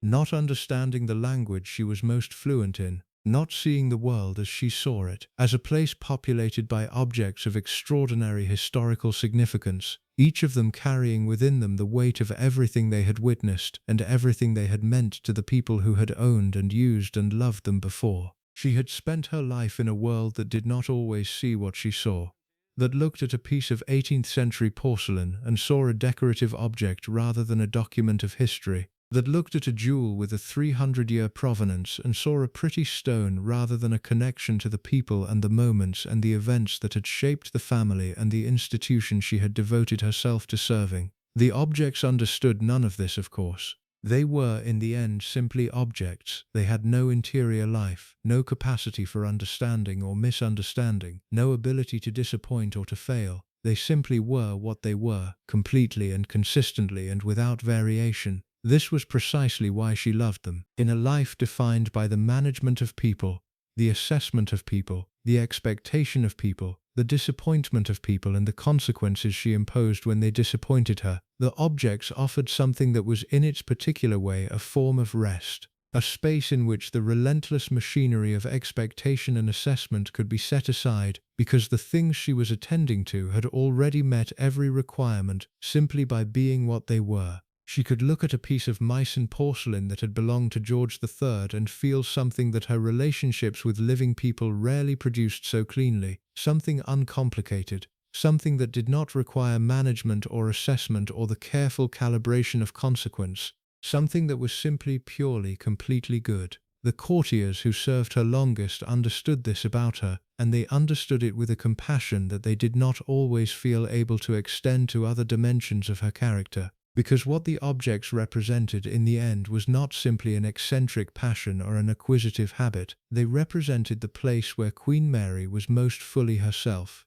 where the armor of expectation and standard and the unwavering maintenance of what was required could be briefly and genuinely laid aside, where she was not the queen, not the arbiter of standards, not the person whose assessment of your character would shape the trajectory of your career, where she was simply someone who loved something, completely and without complication. Those who had the privilege of watching her in those moments, absorbed in the examination of a new acquisition, moving through a room of historical objects with the focused, unhurried attention of someone entirely at home, said that she was in those moments more visibly human than at almost any other time, that something in her face, usually so composed and so controlled, opened slightly, that the woman inside the queen became briefly visible. It was, they said, the closest she ever came to being at peace.